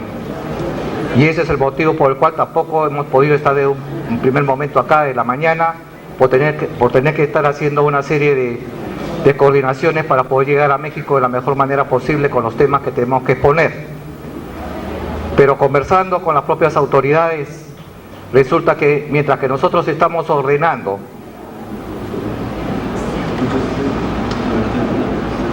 ¿me permite un ratito, por favor? Muchas gracias. Mientras que nosotros estamos ordenando a través del ejercicio profesional, resulta que hay organismos como la COPIMES y las propias autoridades del Ministerio de Trabajo que pretenden remover la situación que nosotros luchamos en su época del año 1994, cuando a través de un eslogan decía: haga que su negocio progrese, no lleve a un libre de contabilidad. Y lamentablemente tengo que decirles que esta situación vamos a tenerla que verla muy fuerte cuando tengamos que regresar de México, porque nosotros no podemos consentir que haya algunas autoridades que, sin tener los conocimientos y sobre todo inducidos por los aspectos políticos, puedan generar desorden de tipo social y sobre todo en el ejercicio profesional. Se pretende que las microempresas y pequeñas empresas no lleven libros de contabilidad, y para nosotros ese es inaudito, porque eso crea no solamente un trastorno, sino que crea problemas de tipo económico, financiero y de desarrollo socioeconómico. Las empresas tienen que estar debidamente ordenadas. Las microempresas tienen que guiarse y tener sus propios estados financieros pequeños, que le van a servir de respaldo, de garantía, para que a su vez muevan la otra palanca de tipo financiera, como son las cooperativas y las entidades que promueven el crédito que viene desde el extranjero. No se trata acá de crear pymes por crear, sino por aspectos de tipo político. Y esto vamos a hacer muy claro y lo vamos a decir en el Congreso de la República de la misma forma que nos caracteriza. Vamos a ir al Congreso a explicar esto y vamos a pedir el apoyo de los contadores públicos. ¿Por qué? Porque no solamente ese ordenamiento se está perdiendo. Si bien es cierto, se quiere dar un matiz de tipo político, decir que puedo crear 10.000, 100.000, 200.000 pymes, pero ¿qué cosa hay detrás de eso? Una desorganización, porque conforme hemos visto y lo tienen las propias estadísticas de la administración tributaria, el 80%, señores, colegas, el 80% de esa creación de pymes han cerrado, no han quebrado, sino han cerrado. ¿Por qué? Por la sencilla razón de que no hay conocimientos, no hay forma de poder educarlos y no hay forma de poder conducirlos para su desarrollo. Y esa es la realidad de nuestro país. ¿Qué queremos? Utilizar a las personas en todo caso, y Dios quiera que esto no suceda, con esos 100.000 o 200.000 de creaciones de pymes, cuando esto puede ser producto de lavado de dinero que venga del extranjero. Mucho cuidado con eso. Hay que tener mucho cuidado desde ahora, les digo. No es que seamos irresponsables en señalar esto, sino que esa es una realidad. Podemos nosotros, en todo caso, en la cara de nuestros propios paisanos, buscar que se crean empresas que en el fondo pueden ser con dinero proveniente del narcotráfico o de otras formas indebidas. Por eso que nosotros seremos inflexibles de que debe haber una formalidad, un orden social en un Estado de Derecho, que nos permitan no solamente venir el dinero adecuado al extranjero como apoyo internacional para esa constitución y desarrollo de esas microempresas, pero tenemos que tener mucho cuidado sobre esta parte. Y desde ahora les alerto a ustedes que nos vamos a poner muy fuertes y esperamos la ayuda que corresponde. Otro aspecto que nos toca relacionarnos y que queremos que estén ustedes alertas: la cuestión de las responsabilidades penales.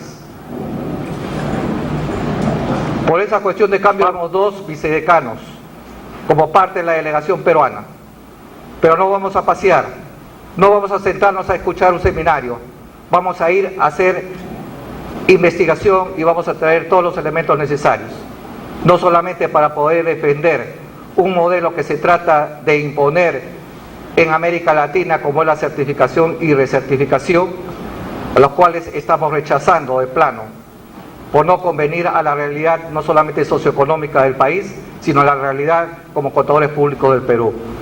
Y estamos pidiendo el apoyo tanto de Argentina como de México, para que esos organismos internacionales puedan apoyarnos con los fondos correspondientes para poder establecer un modelo propio, un modelo peruano de certificación y recertificación, como lo tiene México.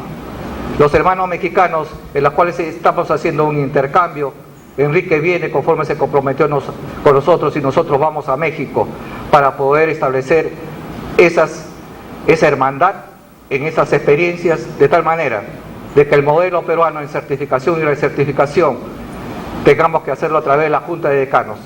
El Perú y los peruanos para poder calificar a los colegas peruanos y no ser calificados por entidades comerciales del extranjero, bajo modalidades que inclusive sería largo de enumerar ante ustedes, pero que originarían costos muy grandes, como por ejemplo, el tener que certificarse, un peruano no puede estar pagando $5.000 por ese hecho que en este momento está dado, y eso es lo que nosotros vamos a defender y a luchar en el extranjero.